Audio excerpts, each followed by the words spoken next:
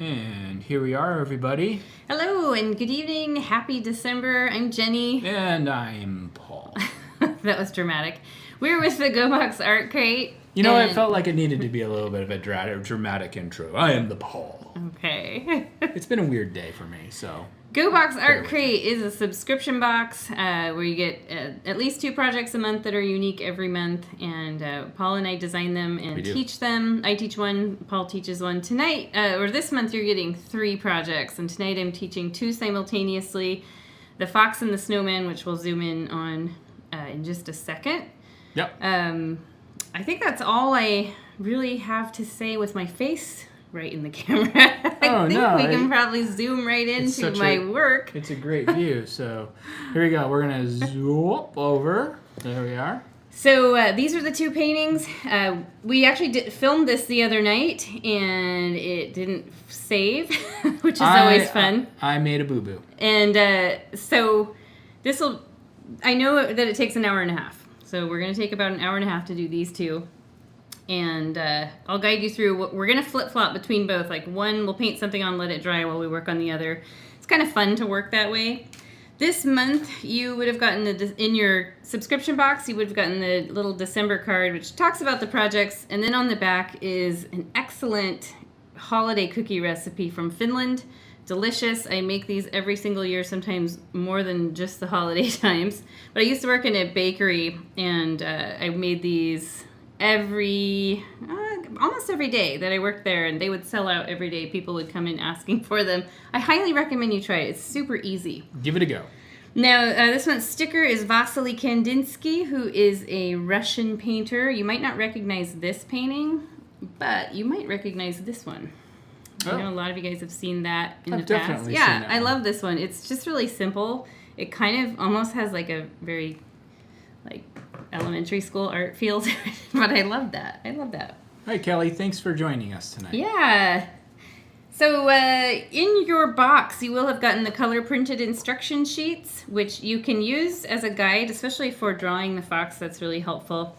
I'll go through each of those as we go along, but let's go ahead and I'll move these aside. I will reference them a lot, so you're going to see them more than just this once. Colors this month are just the basic primary colors, plus black and white. So we've got our cobalt blue, bright red, our yellow, and then the white and black. If you are a new subscriber, you will have gotten your brush set, which is this 4-pack. If you're not a subscriber and you're just doing this video, you don't have to have this. You can use any kind of brushes. Honestly, yeah. I've done a ton of paintings. I've used a ton of different brushes. So it's not just locked in like you absolutely have to have this set.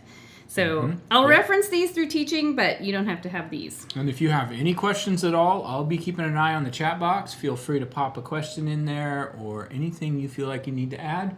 And just be aware there is a bit of a lag and delay from when you type that in to when I read it and to when I say it. You'll probably see maybe up to 20 seconds of delay. Yep. But I'm watching it.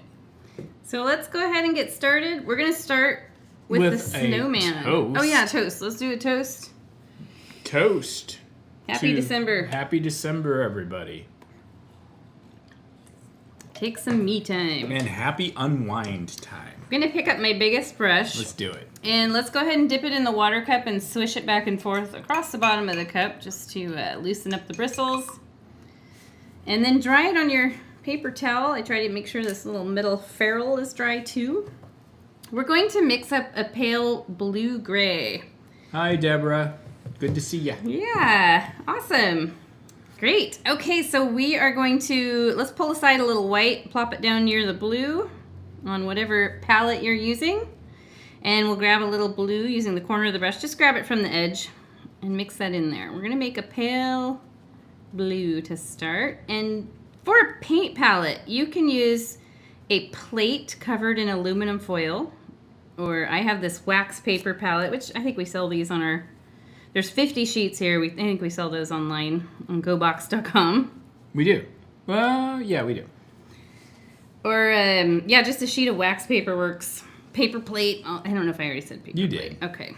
So I've got a pale blue here, and I want to turn that slightly gray. Now the black will really overpower this color right away. So we want to use the corner of the brush and just grab a little dot of black. I just have this tiny little dot here, and you can see already, wow, that really comes in and overpowers.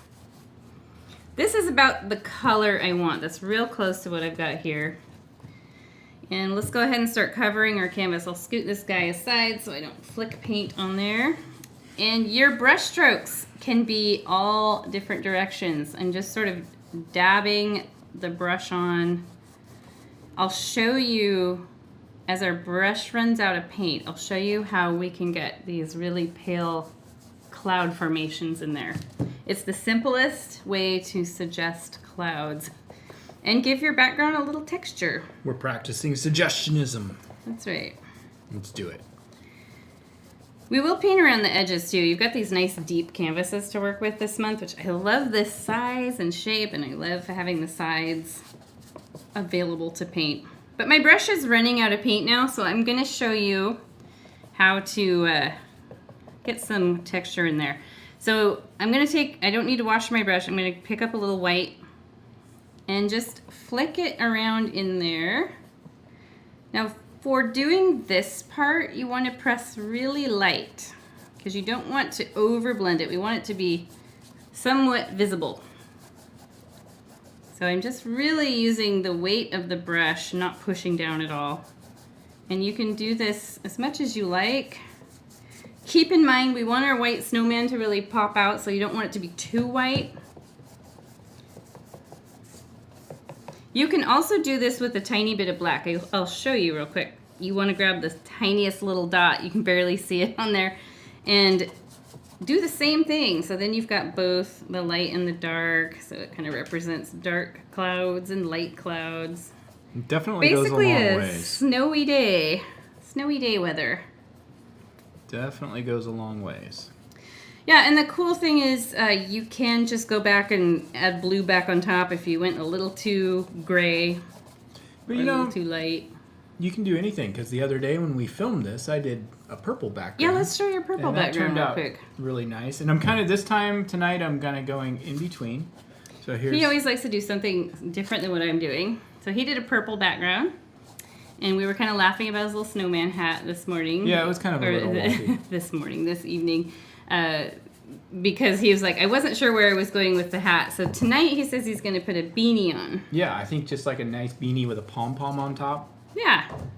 My very original of that one did have a beanie. And I didn't like the way the beanie looked on mine, so I turned it into a typical Frosty the Snowman type of top hat.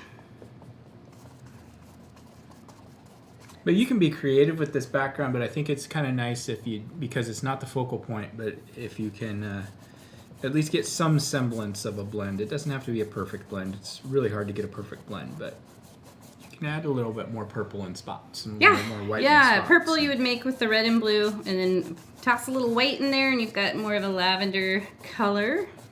I am going to, now that I've got the front coated, I'm going to let that dry, and while that dries, I'm going to flip this on its side and paint the edges. I feel like my canvas has gone ombre. Yeah, yours has. So one thing I showed in our video that failed to record the other day, I will show here again. Let's see. If it's any consolation, the audio recorded perfectly. Oh, that's funny. So I was showing how you've got this whole side to work with, and you can paint snowflakes all the way down the side, or on the fox one you could do little paw prints, like little white paw prints would be cute, or snowflakes on that one. But you might as well do some fun stuff. Live a little. Yeah, and just you know, you don't have to do it while you don't have to finish a painting in one day. No. That's the common misconception. You can go back, let this dry overnight, go back to it, and You know, I'm going to some blame other Bob stuff. Ross for that misconception. He makes everybody think that a painting takes 27 minutes. For him it did. It did. Okay, so I'm going to paint the bottom now. And yes, I got a thumbprint on there, but actually my snowman's going to go there, so that's not too big of a deal. That's not a bad thing to blame Bob Ross for, by the way. No. I mean, if that's the worst you can say about Bob. He used to like to speed, though. He was a speed demon with his car. Yeah, I actually haven't watched that documentary. You need to watch that documentary. Yeah. I do. I'm a little like, I don't want it to spoil anything. It won't spoil anything about Bob for you.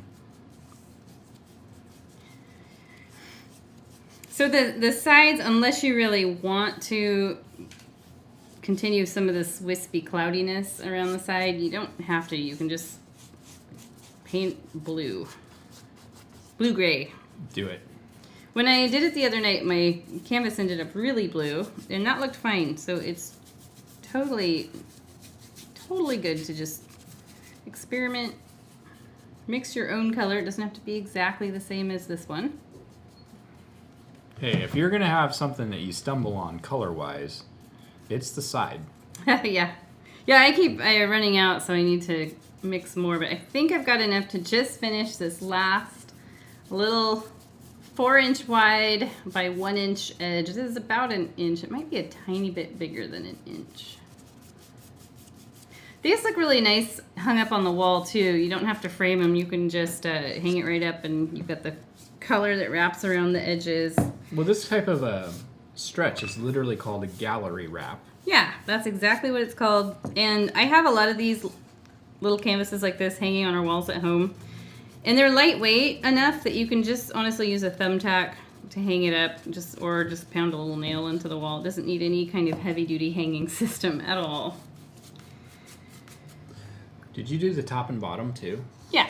Okay. I did. Just want to make sure yeah. So there, I've got my background really close to the original here. And I am going to move it on over to the fox. If you're painting along and you're not quite ready, just pause the video.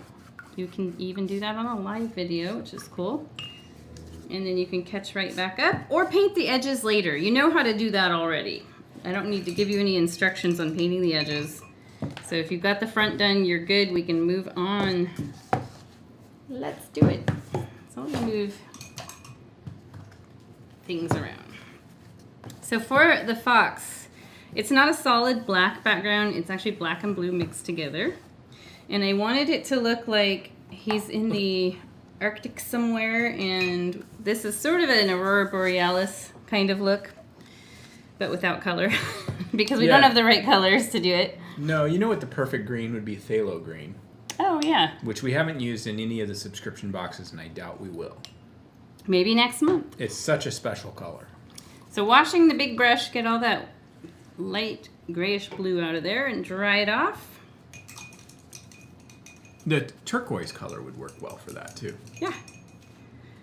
Okay, so I'm going to mix black and blue. I'll just pull a little blue off and plop it down here. Mix some black into it. It'll be very dark. We're looking for kind of an indigo color. Midnight sky. Not solid black, but pretty darn close. There, I feel like that's good. Now on this one, brush stroke wise, we're going to go up and down, but let's go ahead and mark off the ground, where the ground is going to go. So I'm just going to use the thin edge of my brush. I'm going to come up about 1.5 inches and just sort of do a little dotted dabby line across. It doesn't have to be any kind of commitment at all. Just mark it off. It gets painted over. And yeah, this one, we're not doing dabby brush strokes. This is a Danielson paint the fence. Up and down, up and down. We can handle that. We can do it. And you can end up with streaks of blue or black in here. Like I could take and I could just streak some blue right in there. The black is really going to overpower, but it won't make this wrong. In fact, it's going to add a little level of interest. So feel free to do that if you want to just streak some blue in there once in a while. Can I take a second and do a shout out to all of our new subscribers this month? We've got quite a few, and I just wanted to welcome you guys to our live stream, or if you're watching it at a later time, just welcome aboard and thank you. Yeah, thank you very much. We are glad to be able to reach you guys.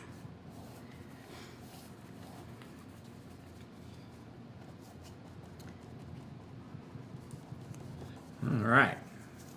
We do have a lot of, all of these kits, when we do our subscription box, we do sell them individually too. You definitely get a discounted deal when you get the subscription box. Oh, for sure. But we also have a lot of holiday kits that are not part of the subscription. So fun things like a red truck with a Christmas tree in the back, and some little wooden triangle-shaped gnomes that are really cute. Paul actually cuts those and sands them down, and make those he's out in the Santa's little shop. elf.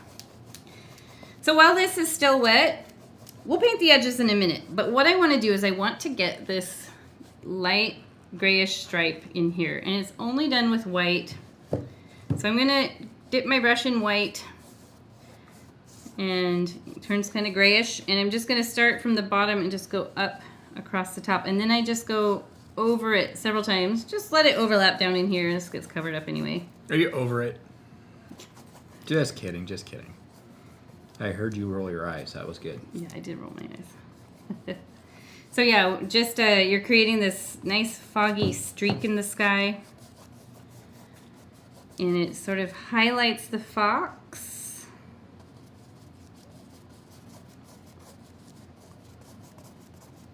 It's like a light bar, which is actually a natural phenomenon. Someone actually on Reddit, on the Finland subreddit, posted a picture of a whole bunch of these. They were all different colors, and it was the coolest thing. I just saw it this morning. So now I'm going to flip it over and paint the edges.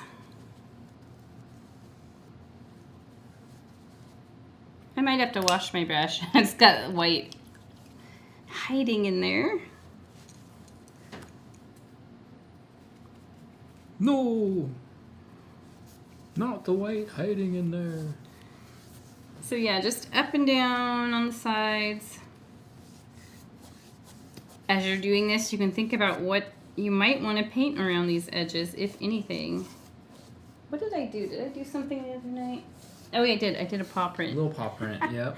I thought it'd be fun to just like do a little row of these up all the way around the sides. Just thinking about that little fox running around. Now let's show yours that you did, because you put paw prints in the snow around the fox. I did. Let me find that. And I went with the purple theme. Yeah, he did the purple background. So this is very much, out of my typical wheelhouse of painting.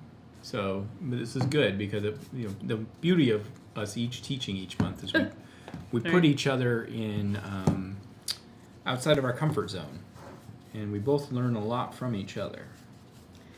Yeah, definitely. I am definitely more of a whimsical painter, so I do all the animals and owls and that kind of thing. And I'm sloppy. Paul does anything that looks kind of like a classical landscape. You were very inspired by Bob Ross, definitely. You can tell. When I was younger, yeah, for sure. And I mean, landscape is hard to not draw some influence from him.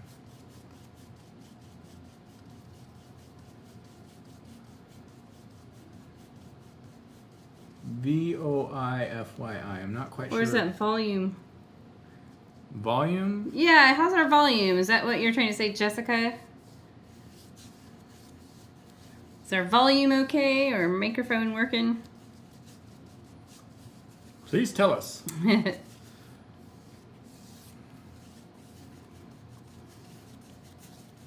we go. So I think I've got, did I get this one? Nope, I got one left.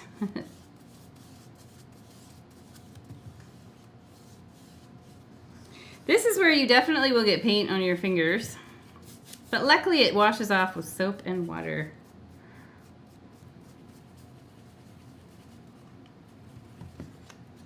Here we go. Yeah, so my fingers are definitely getting coated. Now if you feel like you need to refresh this stripe after it's dried, sometimes when they dry they disappear a little bit. You can definitely do that.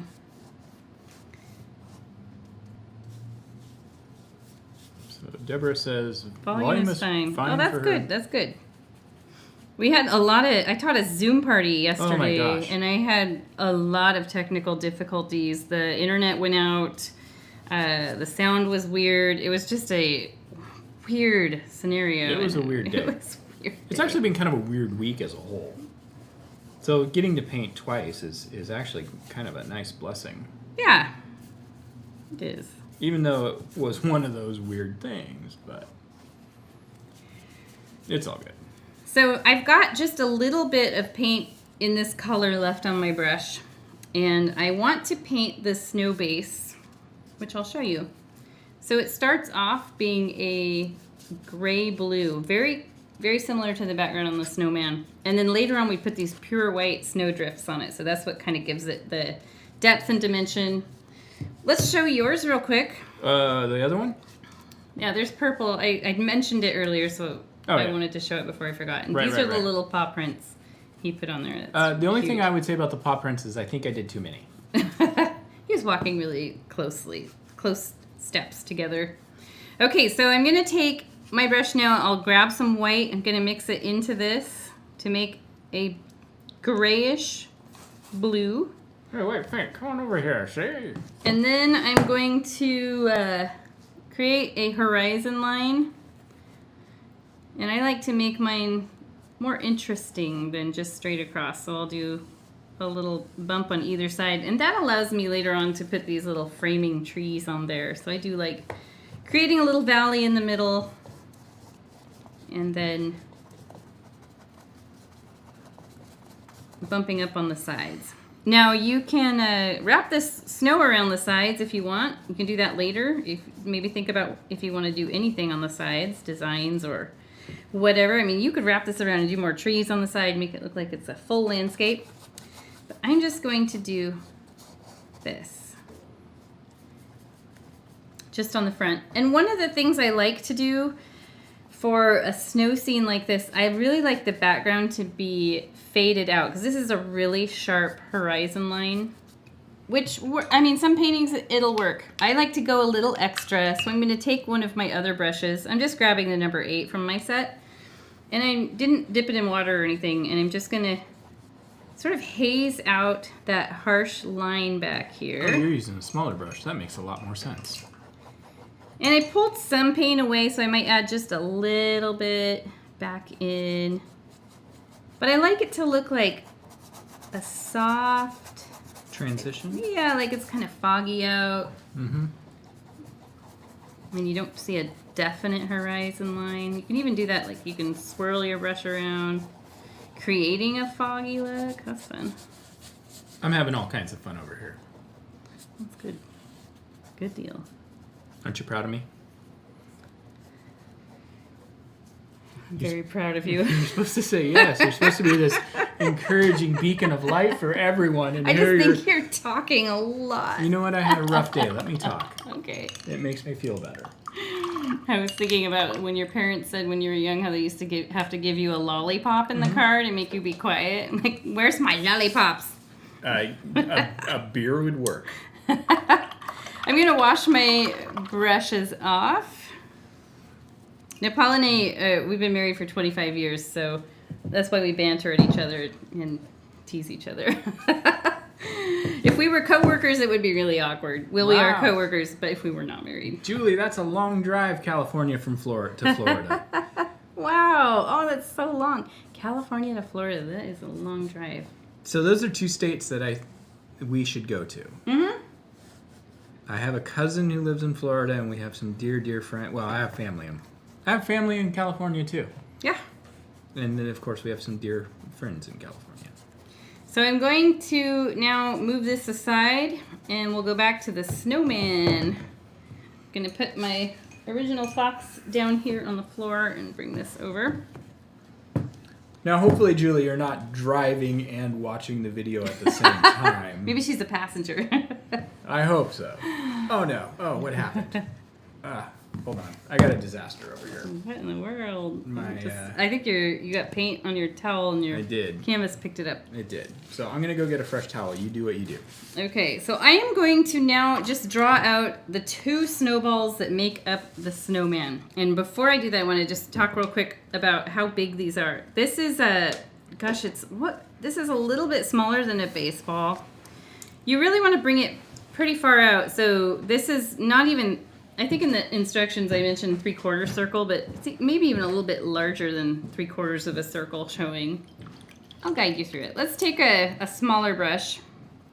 I think I'm going to use from this set, I'm going to use my number 8 brush, which is a 1/4 inch wide flat brush. You can use a round brush if you're not using our set. Honestly, like I said earlier, whatever medium-sized brush you have. So I'm going to dip it in white paint. And let's see, where does the top of the head start? This is probably about 4 inches down from the top. So I'll just travel down here and make a mark. I always like to start with a mark so it feels like, okay, you don't have to solidly commit yet. And then I'm going to curve way out, like you're almost drawing a full circle. We just have a little shred of it off the canvas. This kind of canvas, this size and shape, it looks better with off-centered designs for the most part, depending on what you're painting. I felt like for a snowman, having him off-center and having him look up at the tree and the ornament looks really good. It's a good little layout there. So I've got the head drawn in. It looks larger than this because we do put a scarf on later, which covers up a bit of it. And now the belly, it's just going to come out the side here. And look how close it comes to the edge. It comes way out there. He's got a big old belly. Jolly. He's a jolly snowman. There we go. And now all you have to do is you want to wash this little brush off and take your big brush, the bulldozer right here, and we're going to fill this guy in with solid white.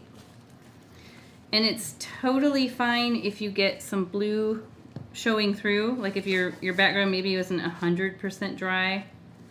It will create what I call unintentional shading, which can be a very nice thing. Yeah. Yeah. It's like does part of the work for you. It does. All right. I'll move this guy aside. I'm back, by the way. People are like, oh no.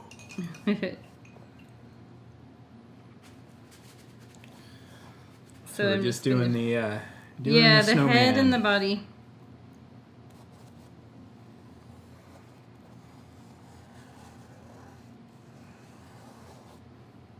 I feel like that's about the size of a tennis ball. Yeah, you're probably about right. I guess a baseball and a tennis ball are pretty close in size. Tennis ball is a little bit smaller. I'm trying to compare it to a fruit. It's a mandarin orange. A satsuma. There we go.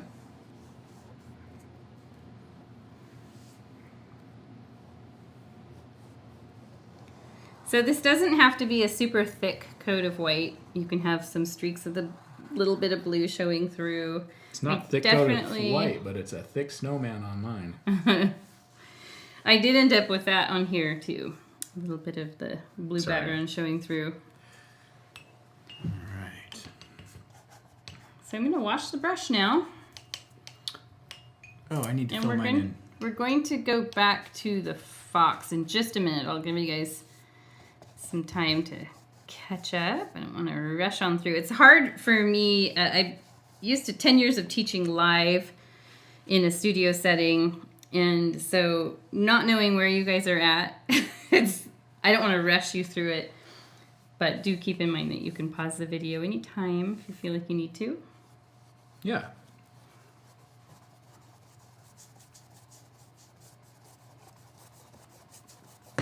So I'm going to set my snowman aside and bring forth the fox. It's maybe not 100% dry. That's totally fine.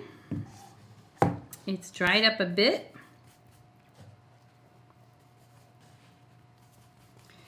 And we're going to paint these very simple little trees in the background. I have 2 over here and 1 over here.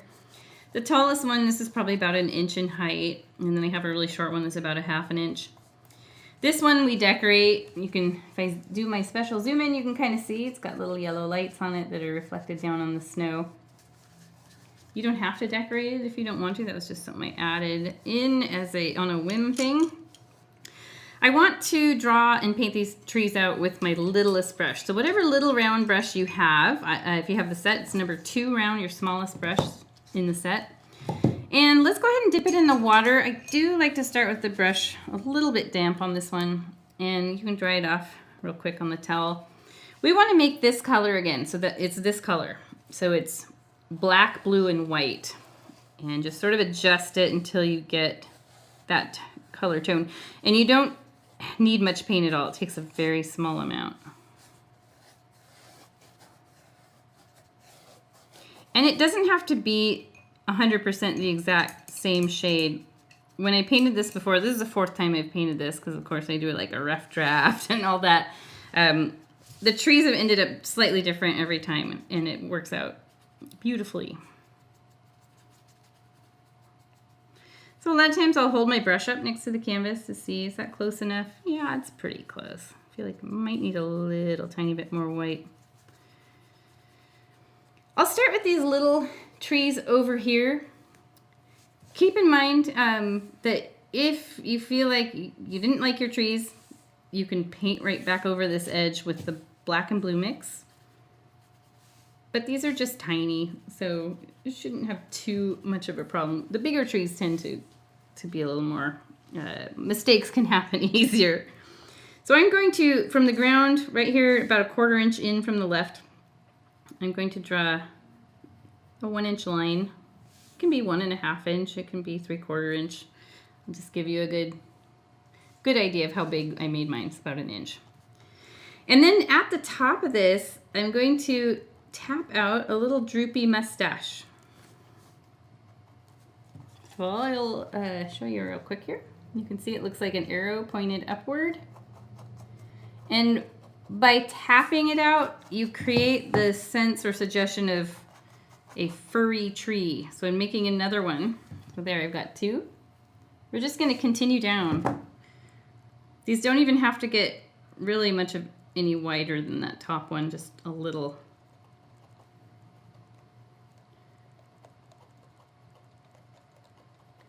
And just go until you meet the ground here. If your tree color is slightly different than this, you can just take your brush, wipe it off, and then just sort of fuzz out the bottom of the tree just to sort of ground it and make it look like it fits in. So very simple. There's nothing complex about this tree. You know, it's not like a beautiful tree. It's just this little guy.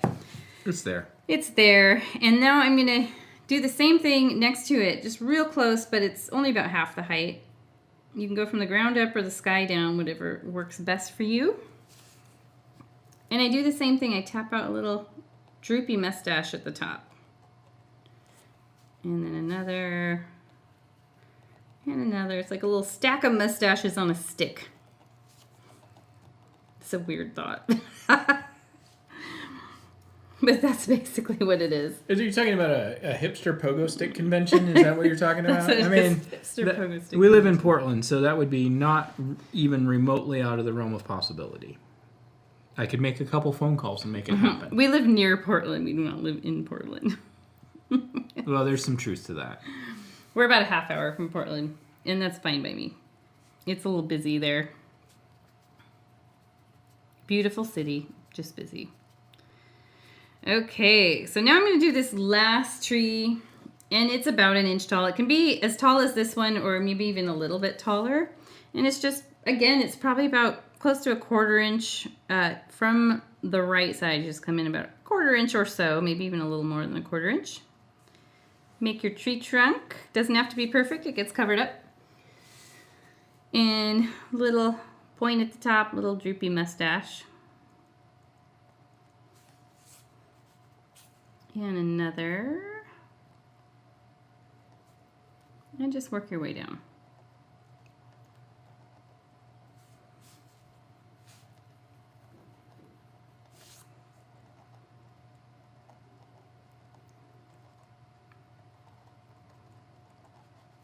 And you can ground that tree in there by just sort of scribbling your brush down on the ground and letting it run out of paint. Later on when we paint the snow drifts on there, this will have a lot more depth and dimension. But for now, it's just kind of plain. You can get a good idea of what it's going to look like.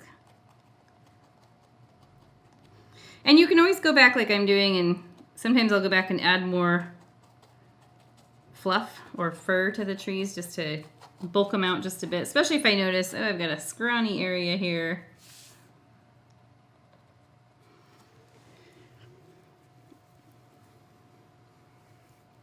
And there we go. There we go. Let's wash that brush.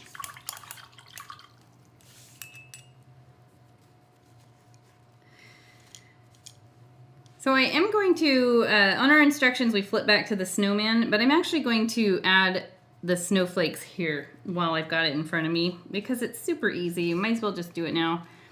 So those are concentrated in the center.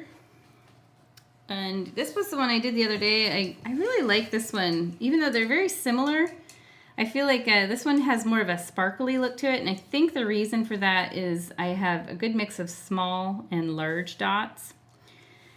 And yeah, I kept them kind of around this light bar and then a few scattered ones out and about. But we're going to flip this little brush around and we're going to use the handle. So those of you guys who have painted with me before know that we do this a lot for stars, snowflakes, all kinds of things. So go ahead and dip your handle of your brush in the white. You'll get a little dot of white on the bottom of the brush. And just stamp some dots in here. Now, to get the tiny snowflakes, just let your brush handle run out of paint. And they just gradually get smaller and smaller.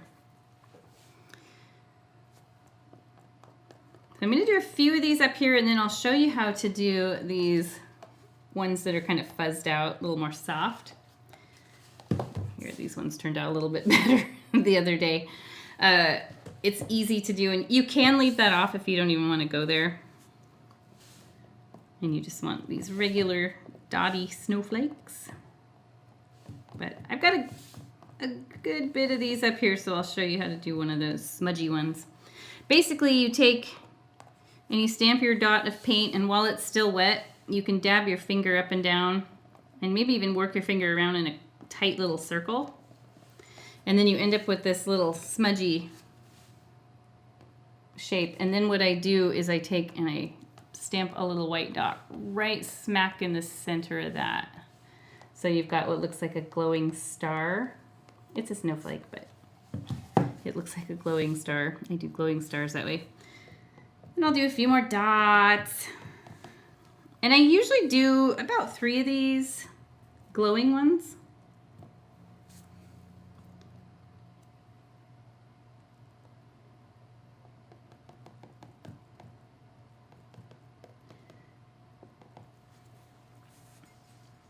It's just kind of a fun way to break up the little dots just a bit with still having it look kind of pretty and magical. Is it a snowflake? Is it a star? I don't know. It's up to you. Is it a UFO? That could be. I'll do one right here. Oh, that one got a little big. That's all right. It's a supernova. Is it a champagne supernova? It's a super snowflake. Just dated ourselves. Actually, you did that earlier when you said we've been married for 25 years. Yeah. So. Yeah, we've been together a long time. Many moons. So one thing that's super common, we all do it, even those of us who've been painting for years and years. Sometimes you can look at this and realize it looks like a polka dot pattern and everything is spaced evenly apart. What I do in that case is I'll come in and I'll purposely dot some of these real close to another and then move along and cluster some more together.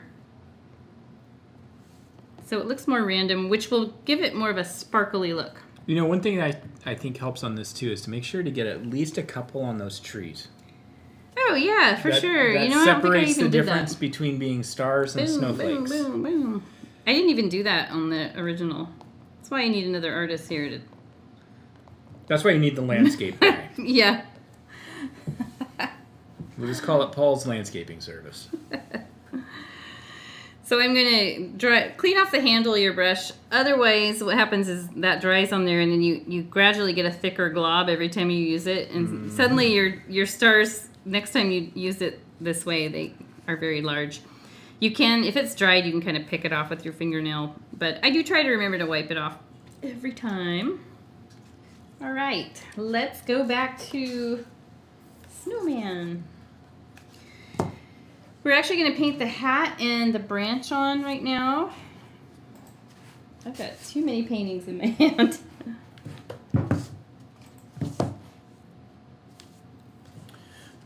Just had a close call, Jenny. I clicked the end stream button, but it asked me to confirm Oof. Yeah, I'm going to keep you away from that. it. Oof, it just clicked the mouse on accident. It was so close. Now this is where you can decide if you want to do a beanie hat or a top hat. Now beanie hat, I'll just draw it on here. So I've got my snowman head. And what I would do for a beanie hat is I'd come down just a little bit and do like what looks like a headband. See how it follows the roundness here, it just parallels this line. And then you can come up and make this little knit part of the beanie. And then there's a couple different ways you can do the top part. You could do like a pointed one with a little ball on it, or you could do just the standard kind of rounded beanie, which part of this side is going to go off the canvas. Happy holidays, Elsie. And then you can come back and do a little fuzzy ball. See, I'm flicking outward to get those fuzzy ends. So that's kind of fun. You can totally do that. I'll show you how to do the top hat. I'm going to use my littlest brush, my little round brush number 2, to paint the hat on. And this hat, I purposely did it sort of Mad Hatter style. So this kind of goes out and it's real tall and whimsical. We want to use black paint. And we're going to first draw this line that goes out, this one here. So it's way out here. And it's just going to go up, kind of pointing up to this upper corner. About like that. This is probably a 1/2 inch, maybe a little less than 1/2 inch tall on mine. And now just like I showed you how we did the headband thing at first, we want to do that here. We want to come down on the forehead just a bit, match the curve at the top of the head. Like so. And now this top curve that forms this part of the hat, we want it to match this curve. So they're just going to parallel each other as close as you can get it.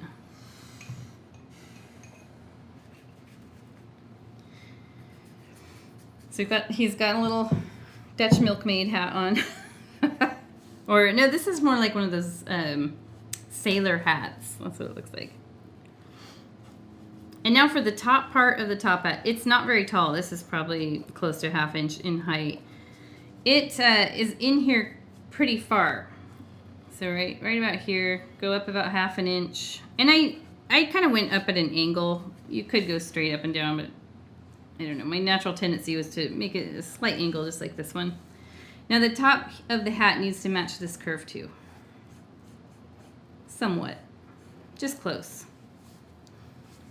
So then I've got this funky looking shape. I'm going to wash my little brush because I want to fill this in with a bigger brush.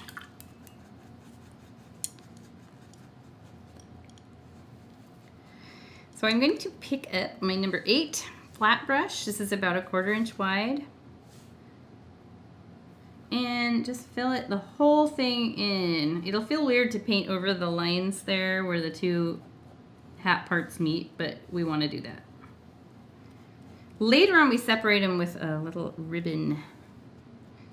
Other options you can do there, instead of a ribbon, or in addition to a ribbon, you can do a little bunch of holly, or I taught this cute ornament yesterday, which I'll grab because I do like to show the snowman stuff this time of year. It's fun. He had a little poinsettia. on his hat. Let me grab that. It's just right behind me.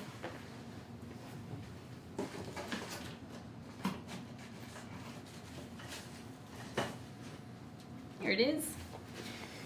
So here's a poinsettia on the hat. This one doesn't have the ribbon, it's just got a little flower. And we put glitter on this. It's kind of hard to tell. It was really fun. This is the Zoom class I taught yesterday for a private party.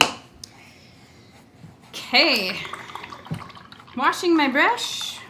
Now this is where you can take a look at the hat and adjust the shape if needed.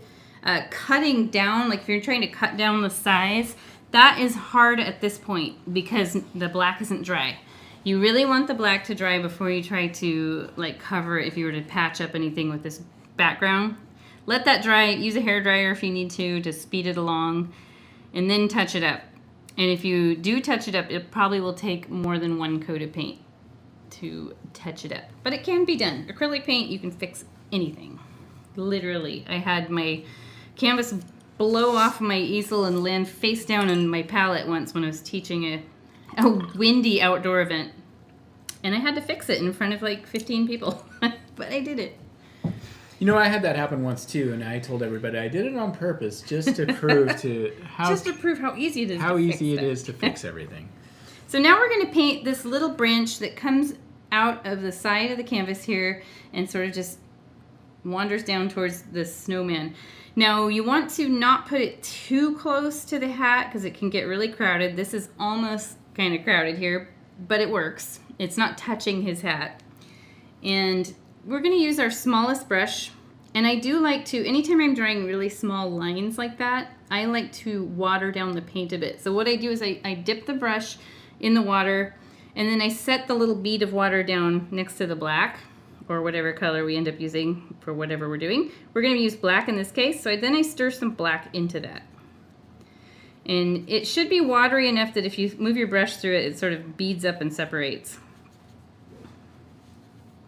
And now when you mix this up like this with your little brush, a lot of times you end up with a lot of paint up in here, and we don't want that. So what I'll do is I'll just wipe it off on my towel. Usually if you just pull and spin as you go down your paper towel, works great.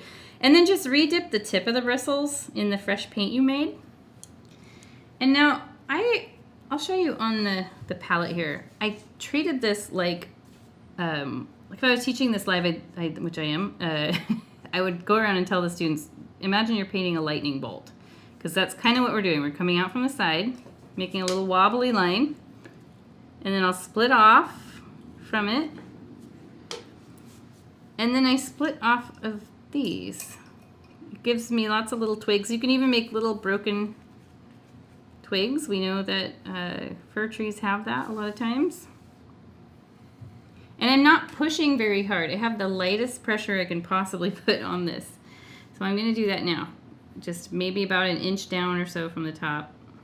Little wobbly line. Let it sort of do its thing. It can be kind of a curly branch. Split off here. There's the base of my branch. And you can make this part a little bit thicker if you want, because it's like the part where it's growing out of the tree. And then I'll add some little additional ones here. So yes, black lightning bolt. That's what we made. We're doing a goth painting. There we go. So we're done with that part. And I think we actually moved back. Do we? Move back to the fox. Yeah, let's move back to the fox. We're getting painter's whiplash right now. But that's okay, it keeps it interesting. We're not focused on one project for so long.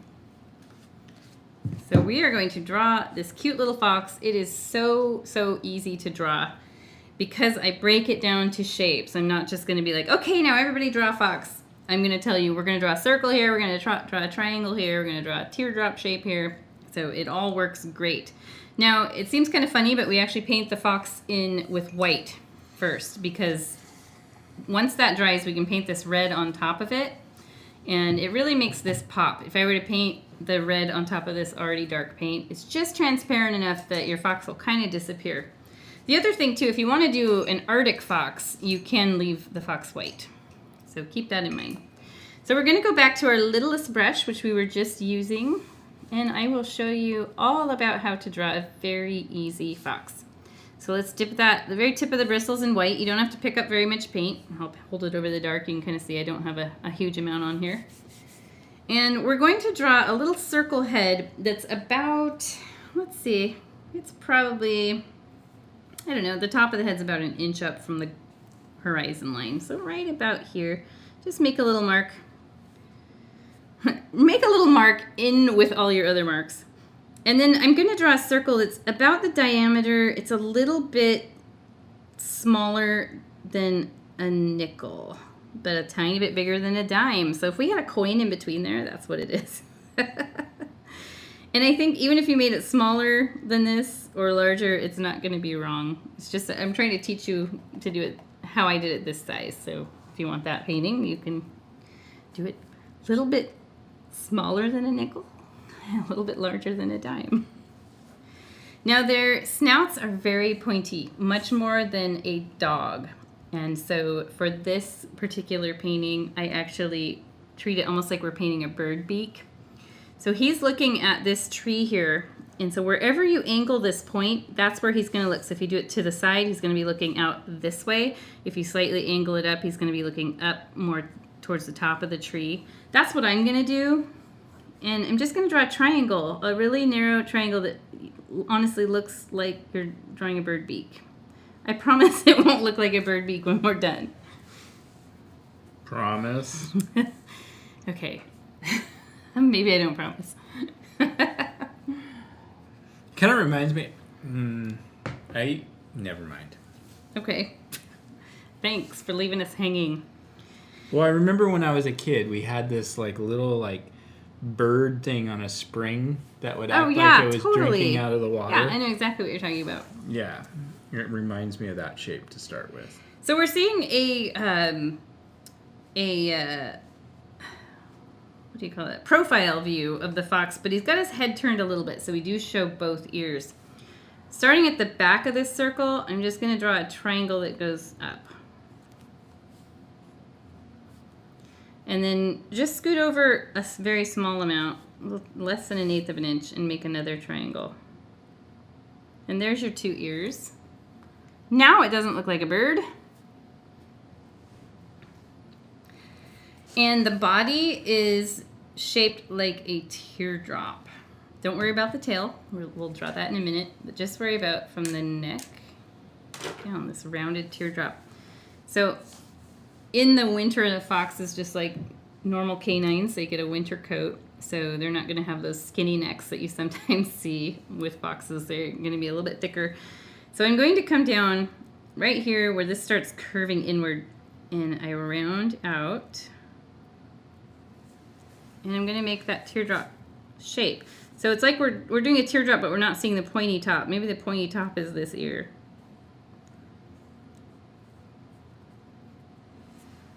There we go. My fox definitely has its winter coat. Your fox is sassy.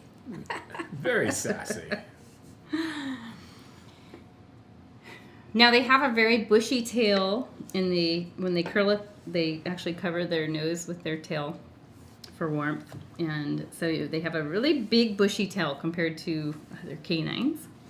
So what I do for that is right about the middle of the bottom of the fox, just make a dot so you know where your tail is going to start from. And you're going to draw an almond shape like this. You don't have to connect these. It just comes off to the side. And Paul did this fun little whimsical, let's look at yours. He has Firefox. He did a little whimsical flip on the tail. You can totally do that. Maybe I'll do that on this so you can see. 5th time I paint it will be slightly different. There we go. Every just single sort of time. Curve upward. And we'll just fill in the entire fox with white. You can use this little brush to get in like the small spaces like the ears and the snout, maybe the tip of the tail. You can fill in the entire fox with this brush, but I do like to, I'm going to go up a size. I'm going to go up to my number 4 flat. And then I fill in the whole thing.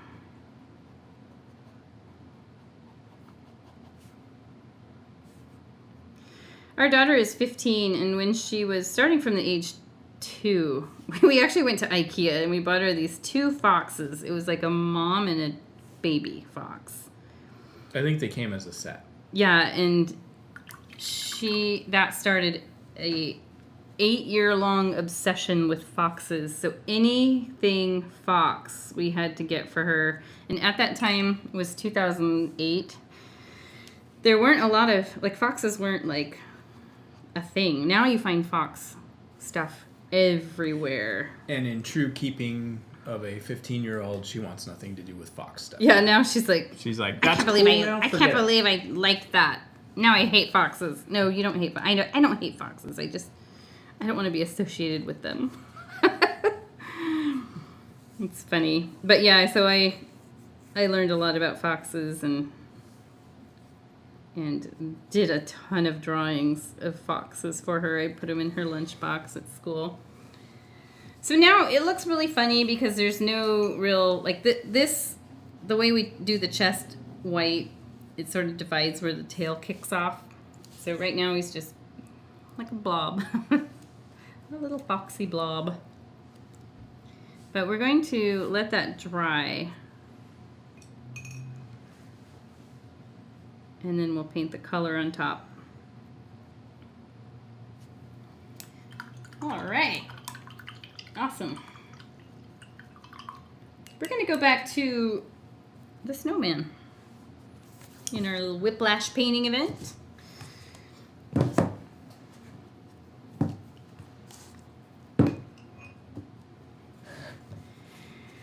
So I'm going to have us paint the carrot nose, and then we'll paint the eyes and the mouth surrounding the nose. Pretty simple stuff. I just noticed that as this dried, this part here, I can really see that blue background through, so I'm going to just get a little more white along the edge here. There.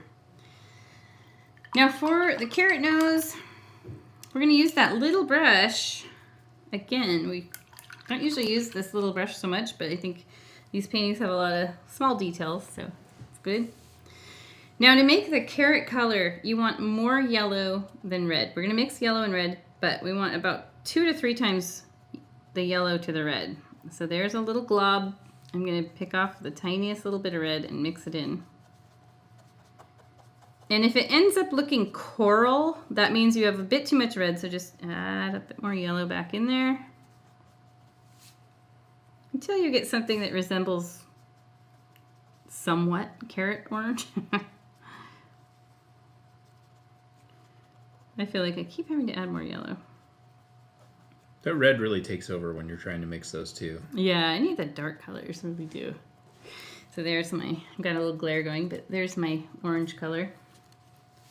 And again, I was mixing with my little brush, so I have paint globbed way up here, which can cause a little difficulty when you're painting something small. So I'm going to turn and pull, knock some of that excess paint off, and then redip the tip of the bristles back in there, picking up a small amount of paint.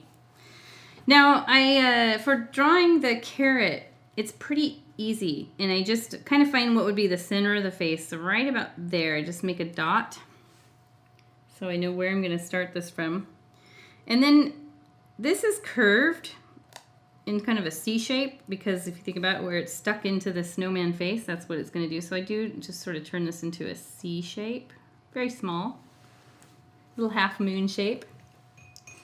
And then from there, I'm going to go out at a point, a thin triangle. What's the point you're trying to make here? Triangle, carrot. I'm trying to make the point of carrot. And it can be really long, it can be on the shorter side. It can go out, extend beyond the face. That's what mine does, definitely. And this is a paint color that's going to require more than one coat. You can see through. I can see through right where that white edge of the face cuts in. So that tells me, yes, I need to put another coat on. But with working with acrylic paint, it needs to dry just a bit, 5 minutes or so, before you try to put another coat on, because a second coat won't stick. It's just going to push around. So that's when I know it's time to wash my brush and work on something else on this before I come back with a second coat. So now's a good time to do the eyes. Don't forget to hydrate. It's really important. I am hydrating. So the eyes, either side of the carrot, just under the hat. What I like to do before committing to the slightly larger circles, I do tiny, tiny little dots. I'm going to do a little dot here, and then a little dot here, and that's about where the eyes are going to be placed. A tiny dot's a little easier to fix. And now I just turn those into little circles. And if you think about it, if you've ever built a snowman, these are usually stones, so they can be sort of lumpy. It doesn't have to have perfect circle eyes.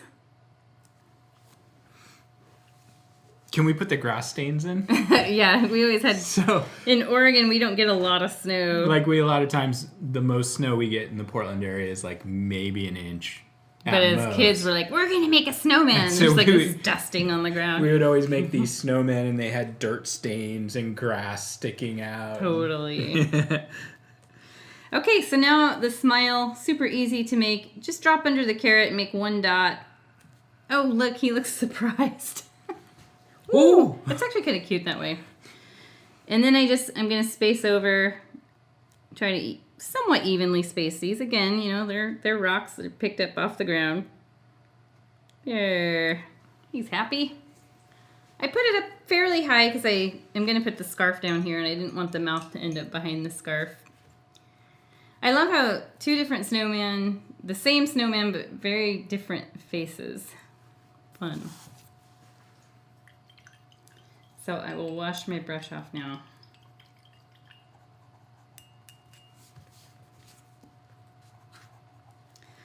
Now his nose is not quite dry enough to get a second coat to adhere, so we're going to work on something else.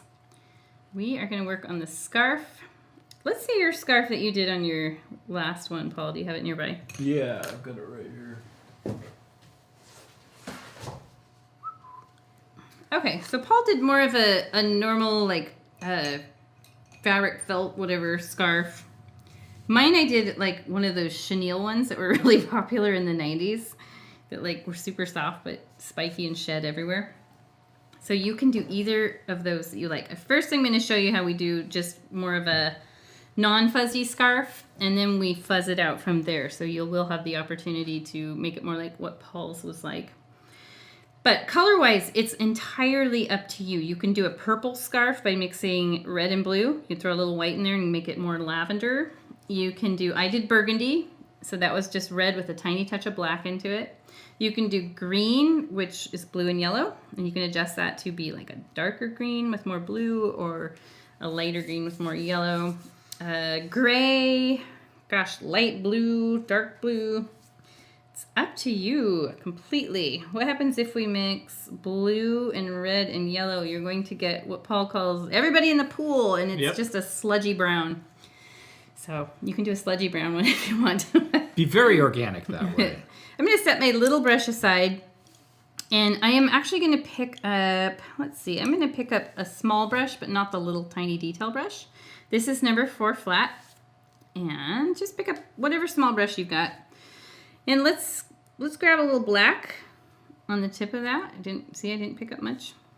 Pop it down next to the red, and now I'm going to stir about 2 or 3 times more red to black in there. And I get definitely kind of a cranberry color, cranberry juice.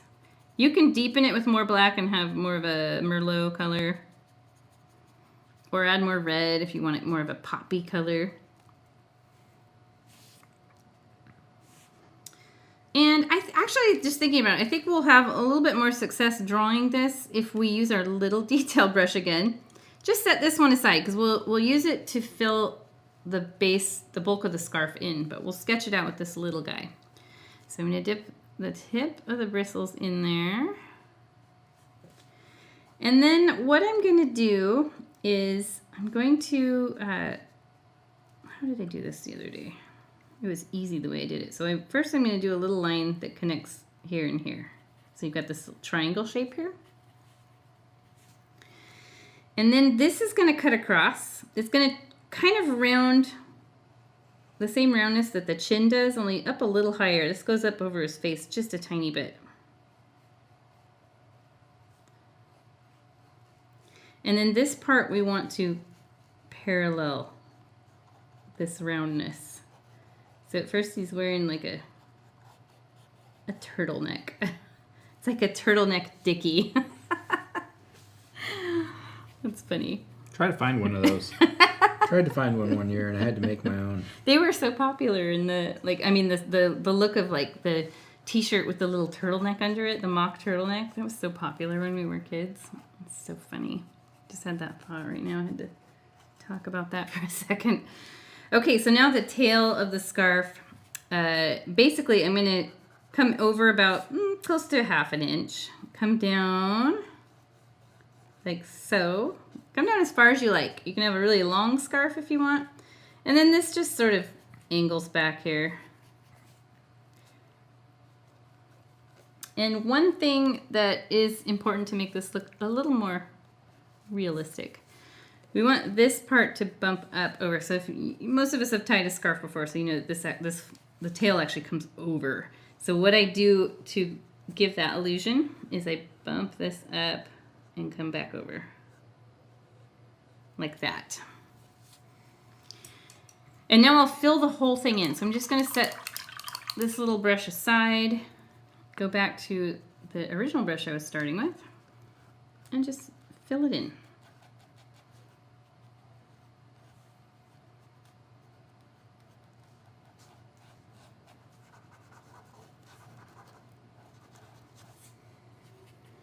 This is a painting you could do on a larger canvas too, if you wanted to try that out, or if maybe that's the only canvas size you have laying around, was a little bit bigger one.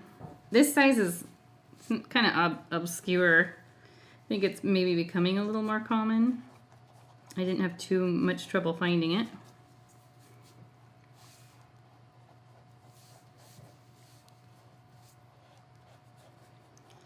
I like changing up the canvas sizes once in a while because it can give you a different inspiration. A whole new shape to lay out a concept on. So this would be a non-fuzzy normal scarf. I will show you how to fuzz it up like this. It's very, very easy. Probably the best way to do it is to use your little brush and just dip it in your paint color. And I'll just come along here first. And I'm just doing quick little flicks, quick little short flicks into the background. And then you want to do that on all sides. So this is going to come down here. And I think about this a lot like animal fur. So if you have a dog or a cat, and if you've ever seen them out in a breezy day, their fur kind of blows all different directions. So that's what I try and do. Sometimes I'm flicking this way, sometimes I'm flicking this way, sometimes I'm flicking straight down, but I try to vary it.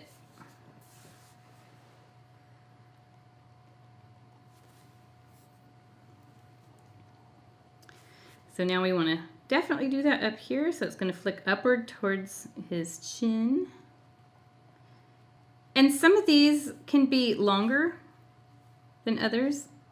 It's better if they look that way rather than looking like someone came in and used clippers and sheared it all off perfectly. There we go.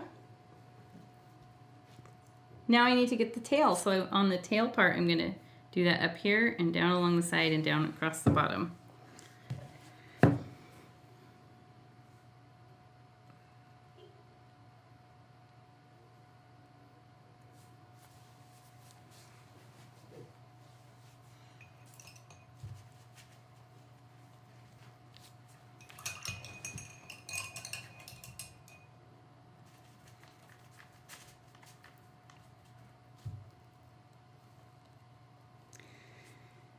Well, hopefully you guys are being able to relax a bit during this month, which can feel kind of crazy.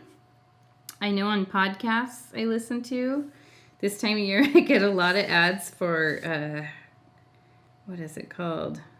Talkspace, I think, which is online therapy. And that's probably because we know people are stressed this time of year. But I will tell you, painting is an excellent, excellent source of therapy. You can just forget everything for a while, focus on your painting, and let it go. Oh. Let it go. Did you want to build a snowman, Jenny? So I highly recommend you do take some time, even if you don't finish the painting in one sitting. There's no rule that says you have to finish a painting. Hey, if you can't eke out 2 to 4 hours a month, Yeah, you can do it. come on. You can do it. Don't tell me that you don't have time. I need to remind myself of that too. It's just we get busy and it goes. I was just telling Paul right before we started this video. It's like, wow, it seems like we were just here teaching my Halloween painting, and really we were. But those 2 months flew by so fast. They really did. They did. So one thing I like to do with this to add some additional shading is down in this area, which is just to the right of where this scarf tail kind of comes over. I like to shade this part just a little bit. You can see it on there. I'll hold this up so you can see how this is more of a deeper burgundy, and then it just gradually lightens up as it gets towards the outside. And the way I do that is I grab the tiniest bit of black and just darken some of this burgundy. So whatever color you're working with, just darken it up just a bit by adding more of your dark color, whatever your dark color was that you mixed in. And just test it out. I think I need a bit more black. I'm literally just dabbing my brush up and down.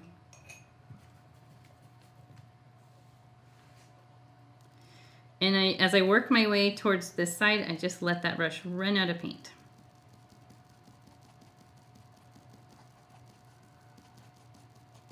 There. So now I've got just a bit of shading, and you can develop that more. You can add highlight out here. Shadow and highlight is really what is going to make this have a lot more of a three-dimensional feel. You can work on that as much as you want, but that's all I'm going to do. I'm going to carrot second coat. I said it backwards. We are going to second coat the carrot, if that makes sense. You know what I mean. So just your little brush, and hopefully you have a bit of that orange paint left. Now the craft yellow, that's what we're using, right? Craft? Mm-hmm. It has a tendency of drying pretty quick. So yeah, this one, definitely.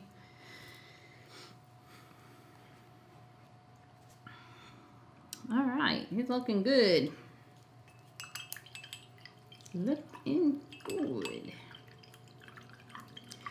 I am going to have us go back to our fox real quick because there's something we have to do and let it dry before we can move back to the fox, because the fox body requires a couple coats of paint. You can do it with just one, but it looks better if you have 2 coats of paint. Are you suggesting we need to let it dry? Let it dry. So we're going to go back to our white fox, and Snowman will just rest for a bit and dry up.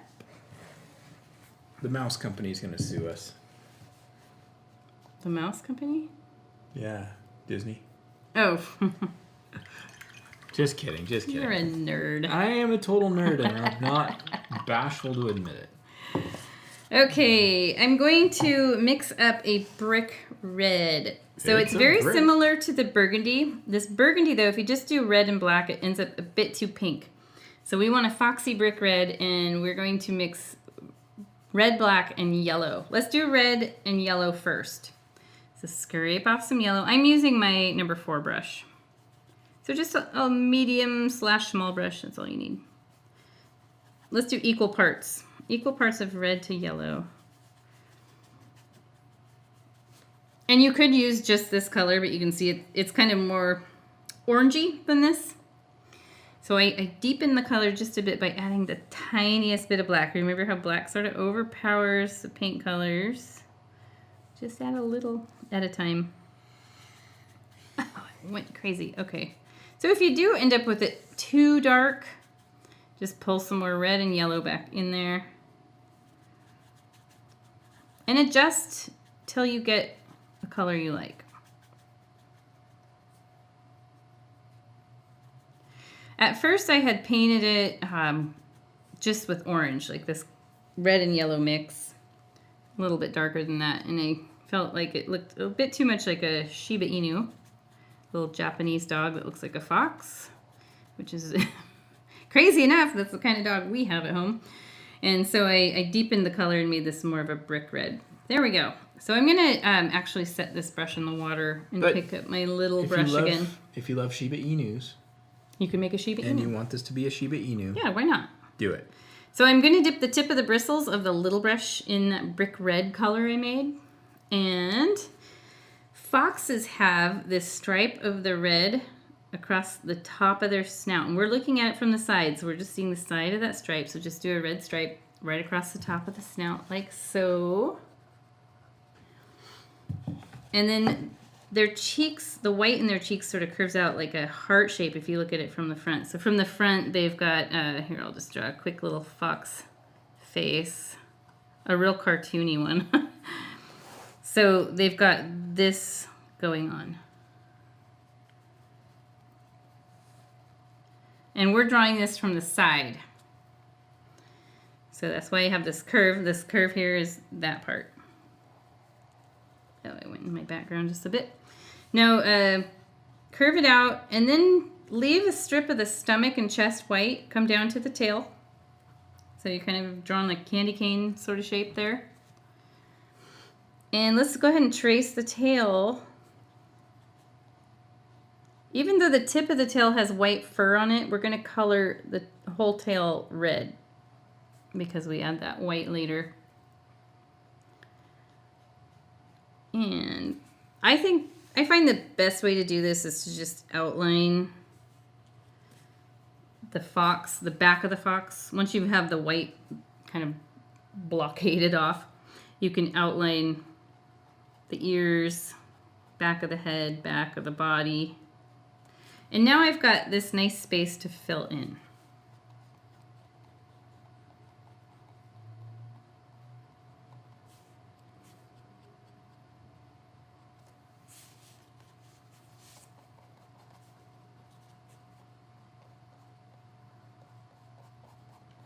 Those of you who are on the subscription, we love suggestions for upcoming paintings because we've been technically been doing like teaching painting classes for 10 years and coming up with the concepts ourselves. So we do tend to get a little dry on the ideas. Oh yeah. So yeah, if you ever have a suggestion of something, even sometimes people will send us photos too.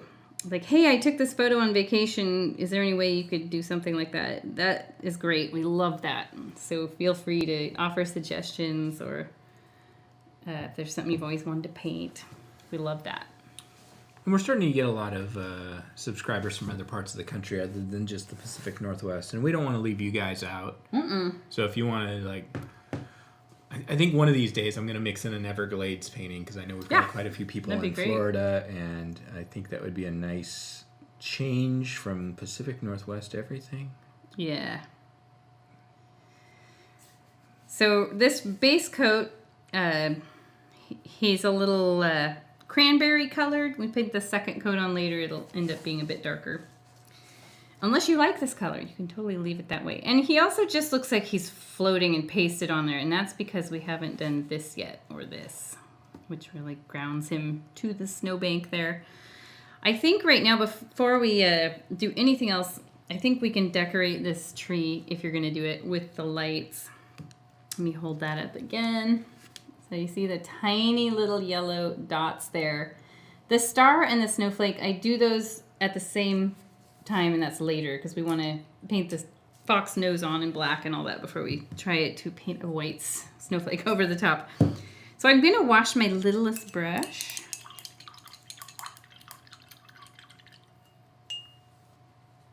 Dry it off really good, and sometimes I'll pinch the tip of the bristles together so I get a nice pointy bit. Because this time for the dots we're actually going to use the brush end, not the handle end, and that's because I want them pretty small.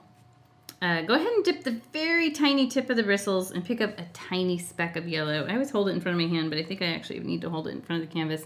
So you can see there's just a very small amount of yellow on the tip of the bristles. And then I'm just going to scatter random yellow dots all over this tree. And you can have some that are a little larger than others. Maybe there's some glowing lights that glow a little more and twinkle more than others. And you can put a lot of lights on here.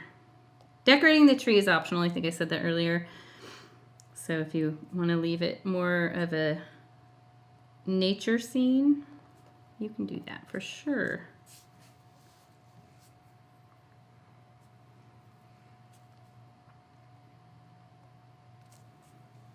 Every time I paint this, I load more lights on this tree.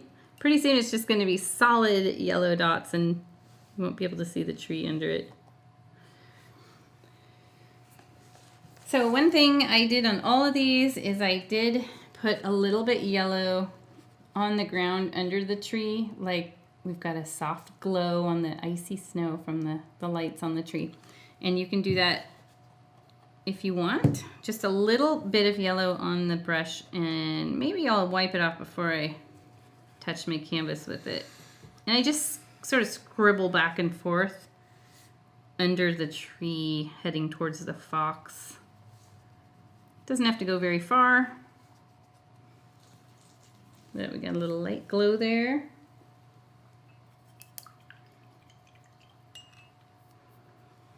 Fox is looking good. Just needs to dry a bit, and then we'll go back to it. So we're gonna flip back over to the snowman.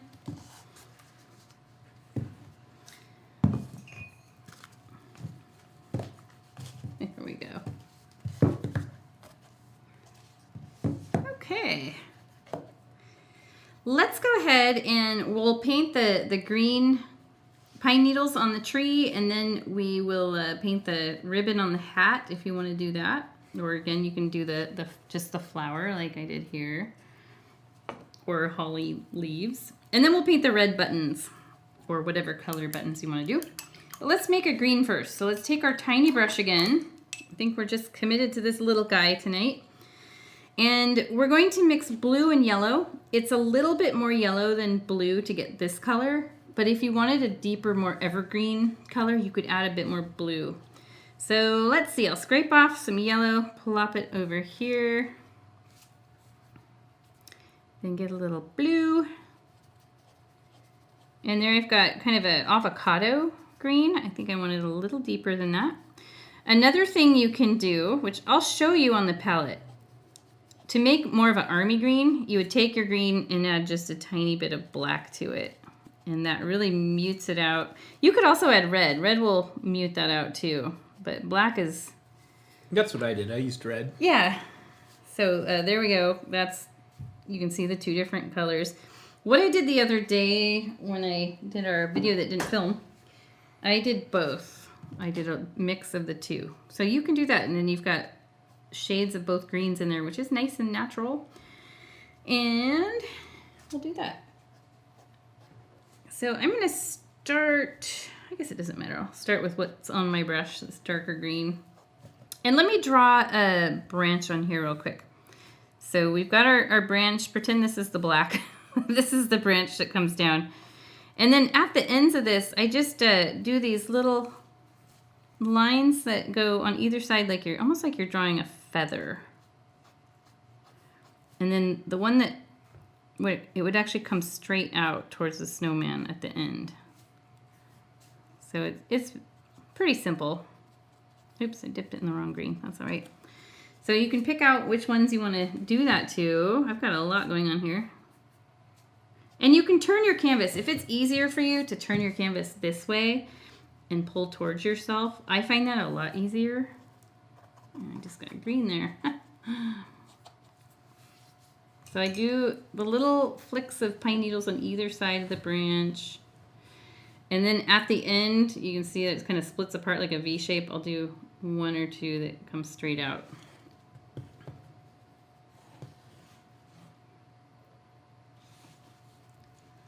And I'll do some right here. We do put some snow on these later. So if you end up with something you don't like, the snow should cover it up.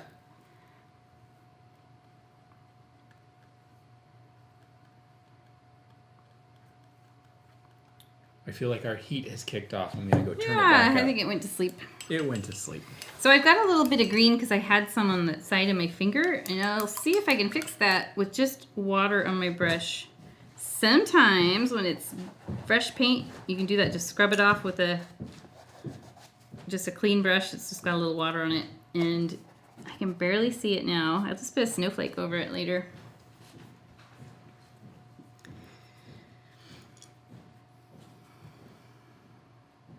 I feel like I wanted to make that a little bit longer. And Paul, when he painted this the other day, he did, just like he's doing today, he did more branches. And you can do that later if you want. It's kind of cool, like he's under the tree. I gave a sneak peek of yours. My ears are burning. So I'm going to wash my brush and dry it off. And now I'll go to this lighter green. Maybe I'll even mix a little more yellow in it so they're very different from each other. And you can just add a couple highlights in the pine needles with this lighter green. It's very subtle. Extremely subtle. You just barely see it.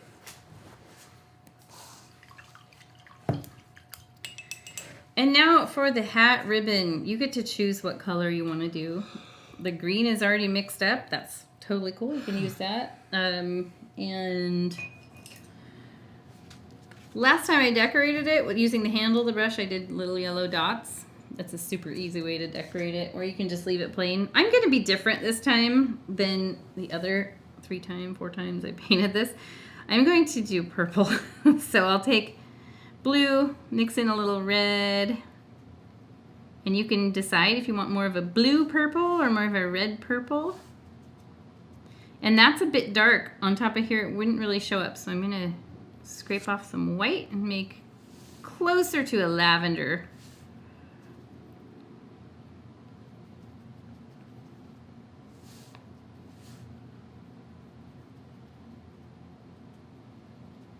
But you do whatever color you want. And what I do is I'm going to trace, it's like you're continuing this line here across, but in a different color. So all the way across to this, curving with the hat. And then I jump up about a 1/4 inch or so and do another line that curves also, just parallel to each other. And then I'll close it off on the end here. And now I can just fill that on in. I do like that on top of the black. That's nice.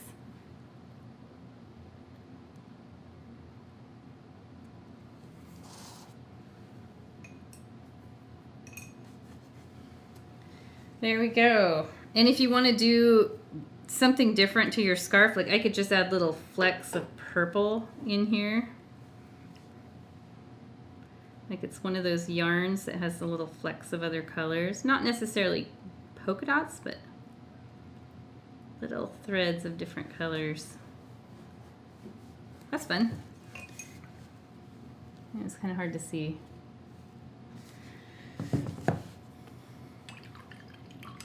Looking good. Let's get some buttons on this guy. So you can do red buttons like I did here. I'll put it up here so you can kind of see. It's just a circle. I shaded one side. I'll show you all that. And then we did 4 little buttonholes, which I will also show you. But you get to pick the color. And I think I'm actually going to do purple to match the top of the hat, just for fun. So I'll take my littlest brush, and then I do 2. You can put 3 on there, whatever you can fit on there. Kind of line them up with the carrot nose, because that would be like the central part of the body. And I'll just draw 2 circles that are, try to get them pretty close to the same size, and fill those in. Mine are about the diameter of a pencil eraser. Big old buttons.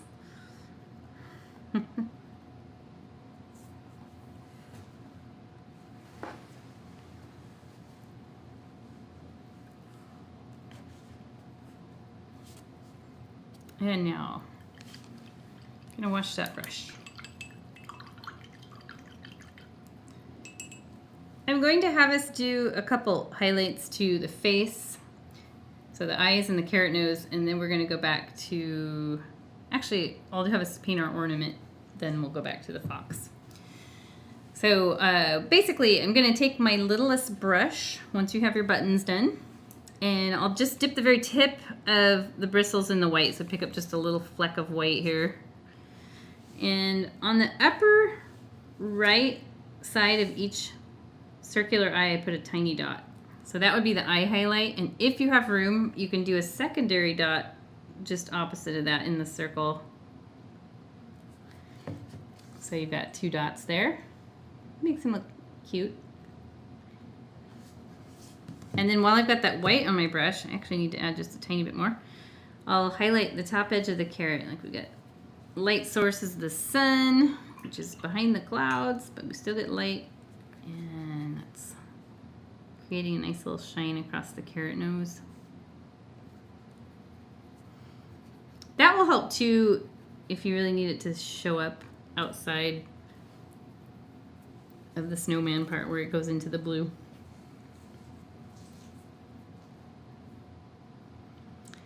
And now I'm going to touch something up that I've noticed. Just my little hat ribbon needed to be fixed on the edge there. Now I'm going to talk about the ornament and where to place it. It's very easy. It's just a circle. Just like we painted the buttons. It's very similar size, maybe a touch bigger. And I have it hanging from the branch, obviously, but one thing that's really important is where you place it. So each time I've tried to place it so that it looks like the snowman is looking at it. This one's going to be a little bit different because he's kind of looks like he's looking out this way. So what I do is I place it basically at eye level.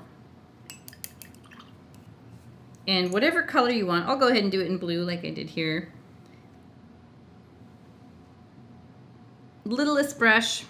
So I'm going to have to hang my ornament coming out of here, I think. Actually, I could scoot it back here. So I put a little dot, and I just make sure, does he look like he's looking at it? Yes, he actually does. Oops, I set my arm down in black paint. That's typical. And then I turn this little dot into a circle.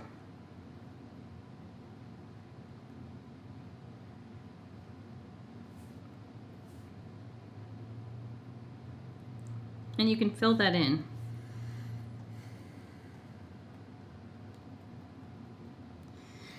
Two years ago, our holiday December painting was a snowman.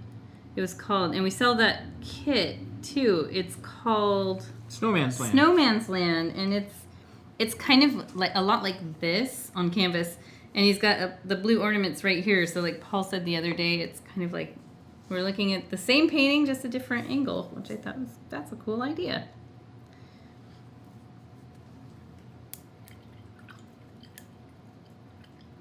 Looks like it's just about to touch his nose.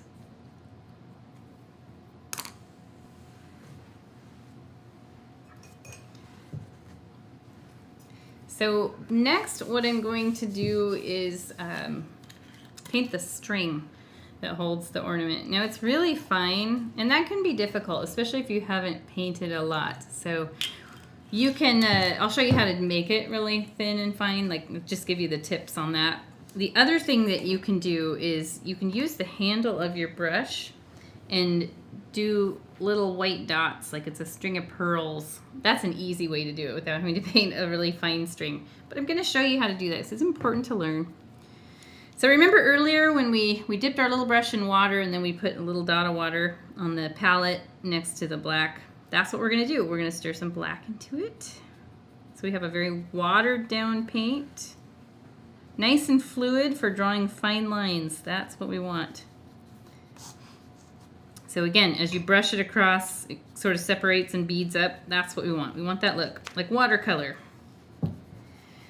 Now, again, I've got a lot of paint on the brush from stirring it around and mixing it. If I approach this canvas with a lot of paint on my brush, you're going to undoubtedly get a thicker line than you want. So you want to turn and pull, twist and pull, and then redip the tip of the bristles in the black, just so you're picking up a tiny bit of that watery paint. Now, I find the best way to paint a straight line, and it can slightly angle, like maybe there's a little breeze, but I like to turn my canvas upside down and pull towards myself. And it doesn't ever end up perfectly straight. But I'm going to start at the top of this very, very light pressure. I'm hardly pushing down at all. And this is going to travel up. I'm going to have it travel up to there. And I can tell already it's very fine. I have maybe a tiny bit too much water mixed in my paint, so I'm going to go over it again. Because as it dries, it'll be even more transparent. But honestly, the best thing you can do here is press very, very lightly. Take your time. Make sure you breathe. I don't want anybody to pass out. It's happened. We used to have to remind, this has not happened. We used to have to remind people in the studio that make sure you're breathing, and then you'd hear everybody audibly let out a breath. It's like, you guys were holding your breath. We do it. We all do it. So if you're sipping something, take a sip once you've done this. Pat yourself on the back. It's not the easiest thing in the world to do. It takes definitely some practice to get used to. How hard do you push? How much paint do you have on your brush? How much water do you have mixed in? And those are all things you'll learn with practice. So there we go. We can move back to the fox, and then we'll come back and finish this up completely, and then we'll go back and finish up the fox completely. So we don't have much left to do. All right, let's go back here. So the first thing I want to do with the fox, and if you're still catching up, just pause the video. First thing I want to do is paint a second coat on the red part. And most of mine has already dried up, so I gotta mix up some more. Yay! I'll keep my little brush handy. We know we've been using that a ton throughout these. And I'm gonna mix it up with my number 4, my second smallest brush. So medium/small brush is good here. Red, yellow, and a touch of black. And it doesn't have to be the exact perfect same shade because we're going over all of this. So as long as it's a color you like, it's fine. It doesn't have to match perfectly well. In fact, I kind of feel like mine could have just a bit more black mixed in it. We'll see. So there's my red and yellow. Now I'm going to add just a touch of black. Remember, the black goes, it kind of overpowers everything. And yep, that's the color I want. Perfect. So I'm going to cover this guy. Now I'm purposely leaving the ears and the top of the snout so that I can use my small brush for those. So just get the bulky area with your brush you mixed with. And now I'm going to switch to this little brush so I don't make giant bulky ears. You can kind of see where I painted in the middle and left the edges. See that on the edge of the tail and the top of the head. Left those for the little brush.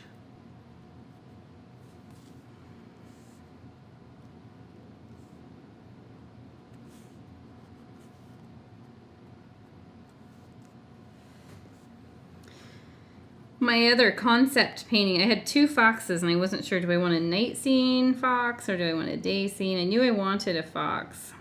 And the other one I designed was cute. It had pale blue sky like this one.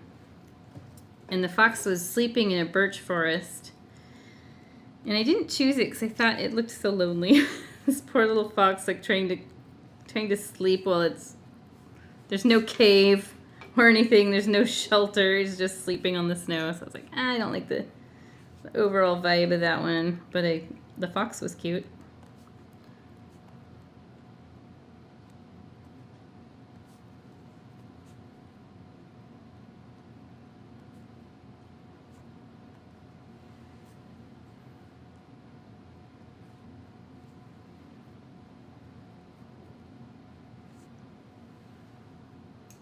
This one has a really long snout.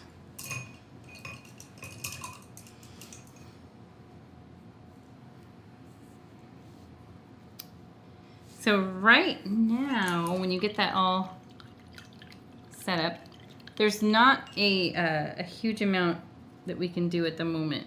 Because we don't want to paint white snow yet because it'll streak into that red and you'll get pink snow. And we don't want to paint the star and snowflake quite yet because we've still got wet paint on the fox's nose. So we are going to flip back to Snowman and finish this up. So this is where we'll completely dial this in and finish it completely. And then we'll come back here and we'll finish this completely. So we've only got, I don't know, maybe 15 minutes left. Just guessing.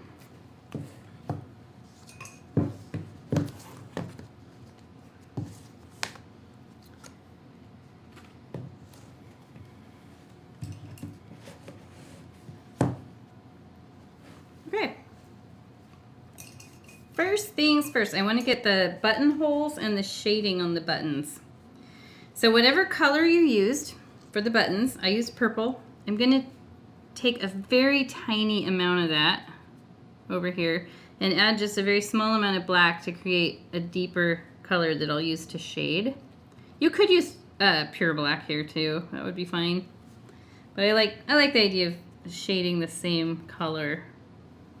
And I'm just going to go right along the left side of each of these. It doesn't really show up on camera, so I'm going to make it darker. Almost pure black for me.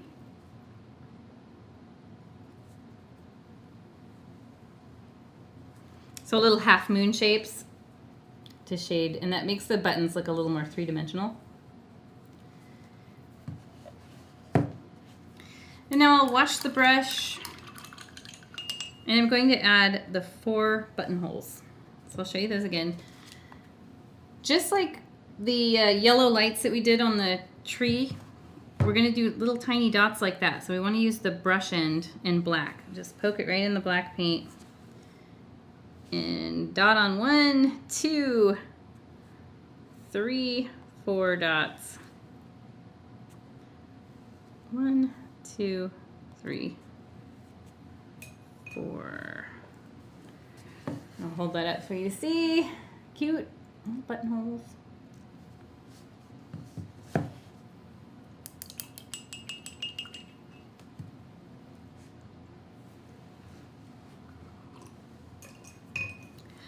And the next thing I will do is I'm going to shade and highlight the ornament.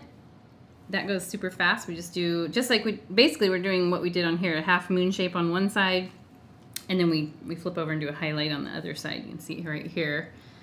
I did mine in blue, so I'm going to take my littlest brush and I'm going to grab some blue and I'll mix a little black with it to create a darker shade of it. So it ends up being very similar to the background on the fox, that really deep indigo. And you want to come just inside the ornament here and just do a little swipe in a C shape or half moon shape here.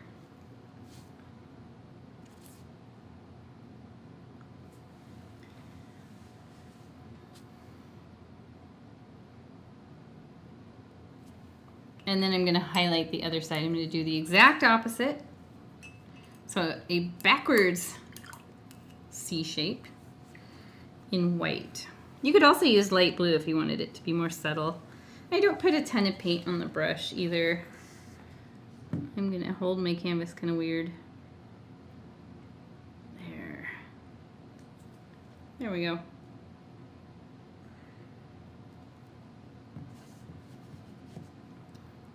Let's get some snow on here. Very easy to do. We're almost done with this guy. So I already have white on my little brush. That's perfect. You can see on here, I've got a little snow collected on the top of the branch. So I'm just going to move my stuff around so I don't put my arm in my paint. And I'm just going to trace along the top edge of this branch with white.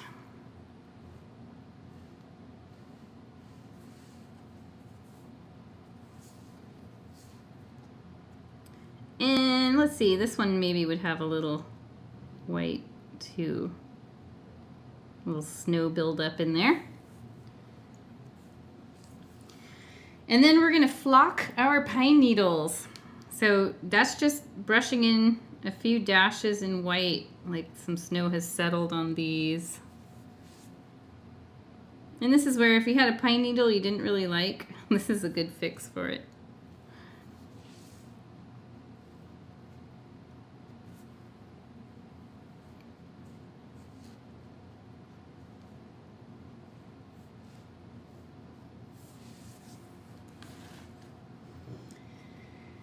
Snowy, cute. Now I want to put some snow on top of the hat and this part of the hat too.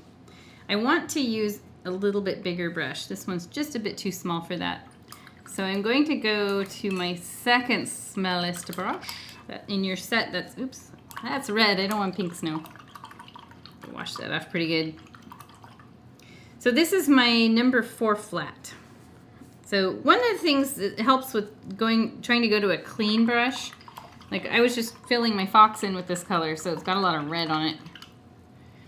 I'm going to just fold my paper towel over it and then pull, and that helps get off any excess paint pigment. So I'll dip that in the white paint. Let me bring my palette back over here so you can see. Dip it in the white paint.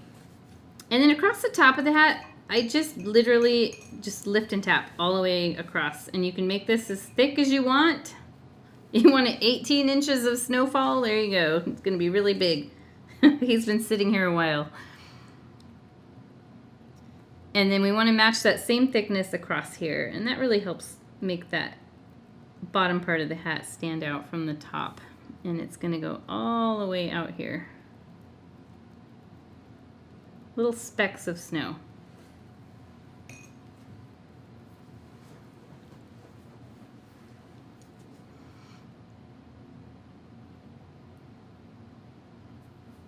I'm just sort of fuzzing it out a bit because I looked at it and it was like looking too uniform. He's getting a thicker and thicker layer of snow here. And now all we have to do is put the snowfall in the background, which we're doing exactly what we did with the fox. We're going to use the handle end of our smallest brush. But really important, you want to make sure you get some over the snowman itself, so over the hat, over the scarf. White paint, just poke your brush in there. Now you can make a blizzard, or you can make just like it's just starting to snow again. I know some of you guys already have snow. Yeah, we don't. No, we get, ours usually seems to come like in January or February. It's really rare to have it in December. We're kind of like the kingdom of 40-degree rain. My mom grew up in Michigan, and she said that she would have snow from October to March. She said they just got sick of it. I was like, that sounds like a dream. But no, I think I would get sick of it too and get a little cabin fever if you end up stuck. But here in Oregon, like, our snowplows don't really know what to do when it happens. Everything sort of shuts down, and everybody around the U.S. laughs at us because of that. What do we do? What do we do? Arctic blast. Well, ours is always so, like, it's ice-based. Yeah, a lot of it is. So, we have a lot of hilly areas. Okay, my snowman is done. You guys are probably finishing up yours too if you're painting along. You can sign it.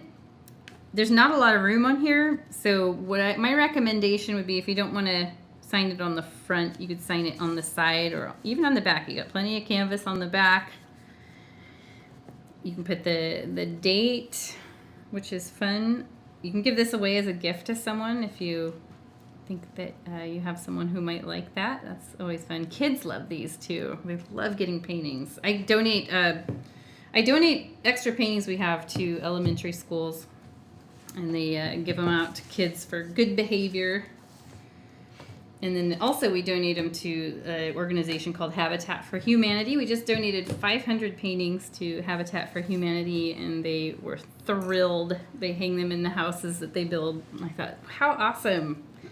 I thought that was pretty cool. That is really cool. Yeah. Okay, the fox now is probably mostly dry. I see a few small shiny spots, but they shouldn't impact what I'm going to do on this. Let's go ahead and paint the eye, nose, and tip of the ears black. So I'll show you this, what it looks like. I'll zoom in. You can see the tips of the ears are black. It's got a tiny little eye in the white part, and the nose is hard to see because the snowflake sort of goes over it, but it's there. You'll want to use your littlest brush and black. Just put a little black paint on the very tip of the bristles. We've done that a lot tonight. That's kind of been our common theme. And then we will flick this fur back into the red just a bit, but I want this to dry just a tiny bit more. So go ahead and paint your little eye on there. And tip of the ears in black.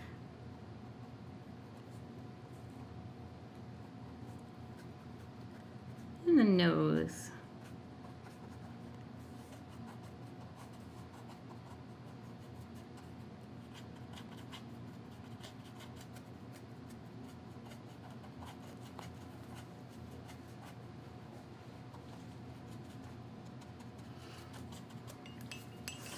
Keep that little brush handy.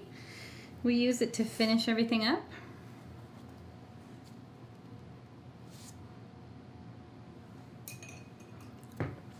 Now I'm going to let all of this dry. I'm going to do these white snowbanks. Now the best way to do this is to not use a lot of paint on your brush and let your brush run out of paint. And brush wise, I think I'm going to use my number 4 flat again. That's the one we were using to, what did we use it for over there? I'm trying to remember. Well, it's your second smallest brush in the kit. Number 4 flat, just a little guy.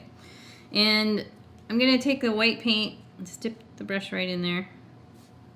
I don't want a ton of paint on my brush, so I'll usually brush some off, so I end up with just a really thin layer. And I'm gonna start over here. So I first sort of detail what I want my little snow, what do they call this? Drift? Snowdrift to look like. I totally drew a complete blank. That's what I'm here for. Thanks. So then, yeah, I've got this line, and I want to create something that looks more like this, so we're not just seeing a line. So I keep shading my brush down as it runs out of paint, and you might need to re-dip it in paint here and there, but you want to eliminate the single line.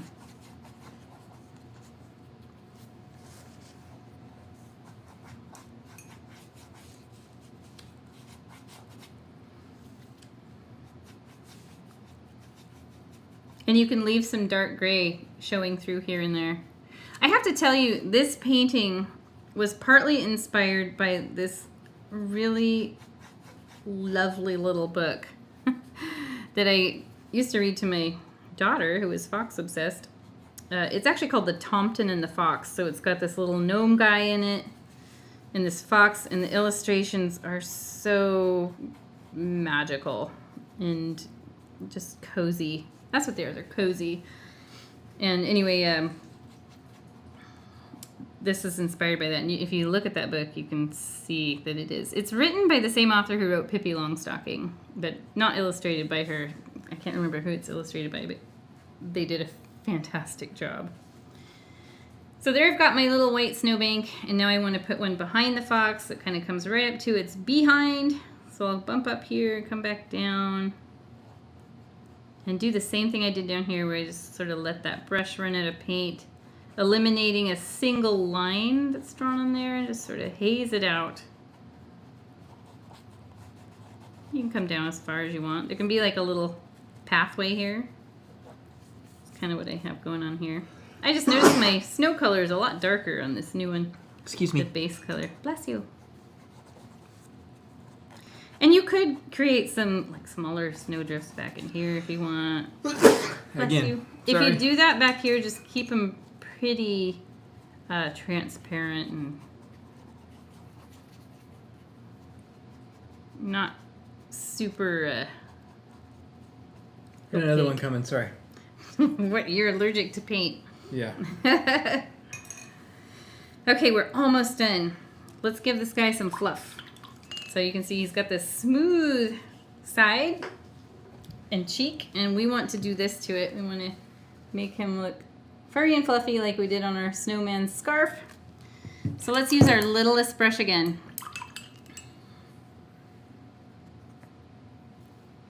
White paint, just a little bit on the tip of the bristles. And I start in the cheek. I'm just coming under the eye. I'll give a second coat of white through here at first, if needed. And then I just flick into the red part with short little flicks, just like we did this. You don't need to do anything up where the stripe on the nose is, just around the cheek. And then down here on the body just a bit.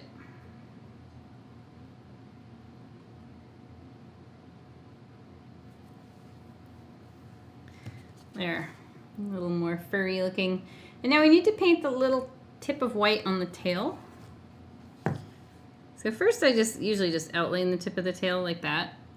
And then I brush back in just a bit. My guy's got a really long tail.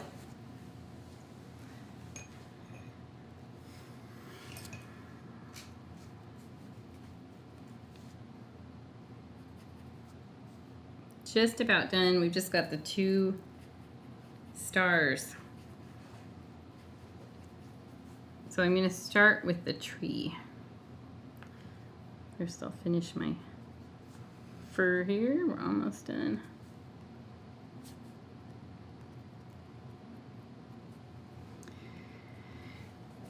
So when you're painting a star like this, a sparkly star, to get this right look, you want the ends really pointy.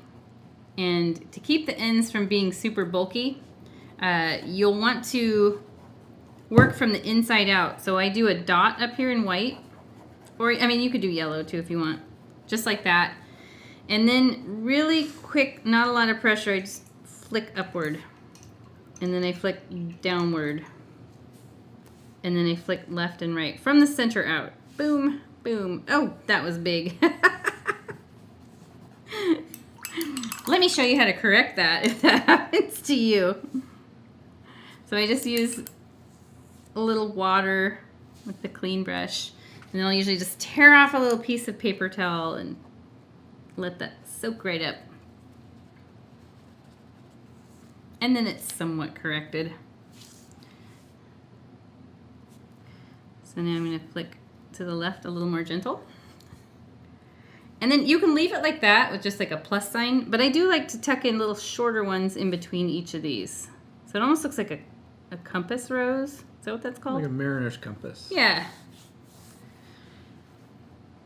And then we'll do the same thing on top of the fox's nose. This one ended up being pretty small. It could be the same size. It's not going to make it wrong. And you don't have to do this. You can leave it without. If this wasn't super successful for you, I'd just leave it off. Maybe put a white dot on the nose and no special frilly stuff.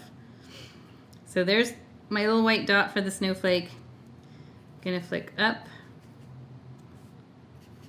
The hardest thing is trying to push super light. And I'm really having difficulty tonight. There it is. There it is. Catching a star with his nose. It's catching a little snowflake on there.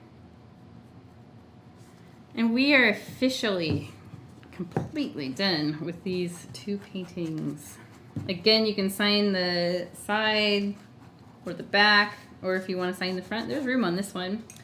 And then if you want to do the little paw prints, I'll show you how to do that real fast. You just draw a little circle, fill it in, kind of about the size of those buttons on the snowman.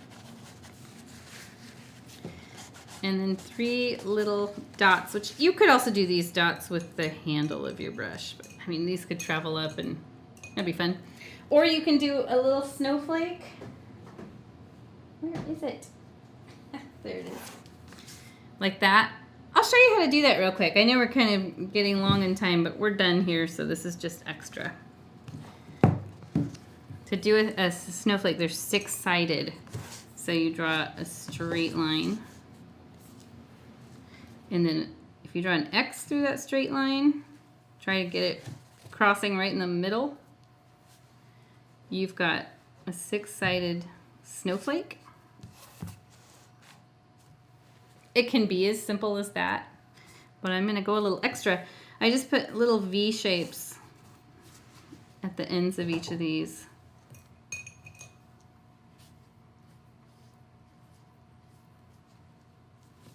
And then you can flip your brush around, use the handle, and put little dots around in between. You can make these really fun and do them all different. Or just say, you're done with this. You've painted a lot tonight. And that's all you want to do. So there we go. Our 2 cute holiday paintings, very winter themed.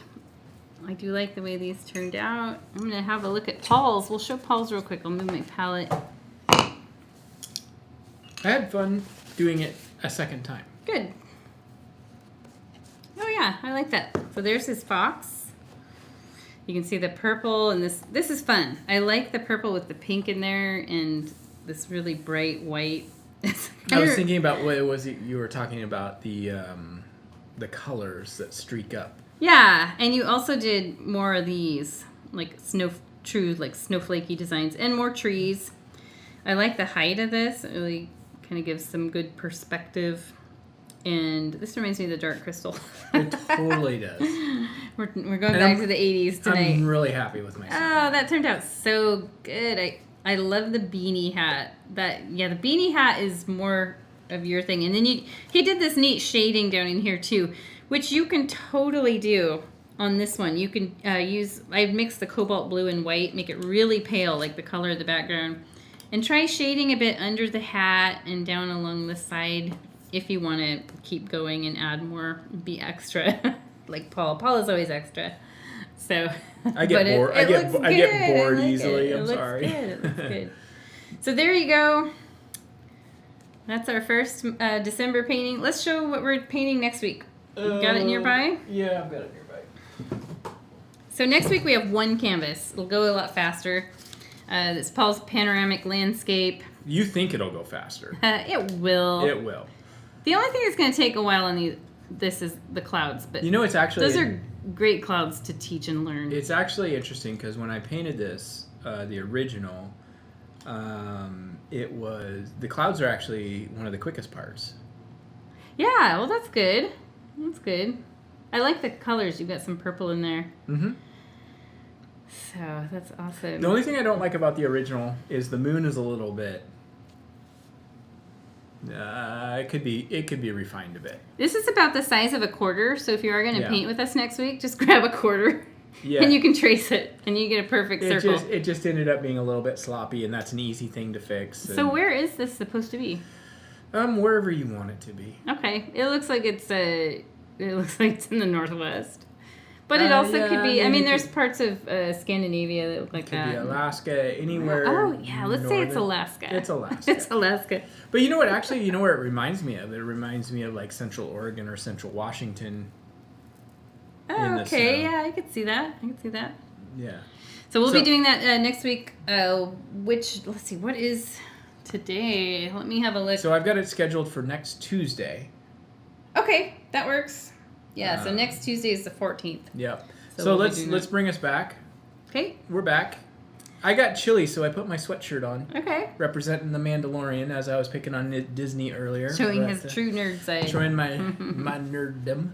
But anyway, guys, thanks for joining us tonight. That was a lot of fun. It was kind of nice to actually paint it a second time. Mm-hmm. Not suggesting that you guys have to, but... you can paint your canvas, absolutely. The whole background again, and start over. Yep. I've done it a million times. I have as well. And I've got a lot of paintings that I wish I would just paint over. Yeah. Yeah. Same. So paint it out of existence. Yeah. So to get the most out of your subscription, if you've got the subscription box coming, there's 2 things that you need to do or should do, and one is join our Facebook group, which is called Go Box Art Crate. And it's a group, not just our business page. And you don't have to be a subscriber. No, you can join there. Yeah. And a lot of people like to share. If you like painting, join it. Share their paintings and ask for critique. And Jenny and I are. That's it. This is our company right here. So we're always active in there and offer words of encouragement, suggestions, things like that. The other thing you can do is subscribe to our YouTube channel and click notifications so that you see when new videos are uploading. Yeah. Because I think we always say this. I have 3 that I'm doing this week. Yeah, we always say this, that our this weekend intention is to upload more videos and stuff like that. Yeah, so I'll be posting a video with these guys. There's 3 of them. There's a snowflake, there's this guy, and then there's a red barn. And so those will be next. This is the kind of thing that I could see somebody painting this on like a river rock. Yeah. So if you've got like some river rocks or something like that sitting around your yard and you want to clean one up and you've got some extra paint, you can do something like that. And there's all kinds of things you can do. So we'll see you next Tuesday. Hope you guys take some time for yourself during this busy, crazy time and do some painting, do some relaxing, and happy holidays. Thanks for joining us. We'll see you next week. And Jenny Gilbert, I see your comment, and I look forward to hearing from you in the future. And I hope you do get a chance to try one of our videos. Yeah. And give it a shot. So thanks, everybody. Right. We're ending now. See you later. We're out of here. Good night, everybody. Good night.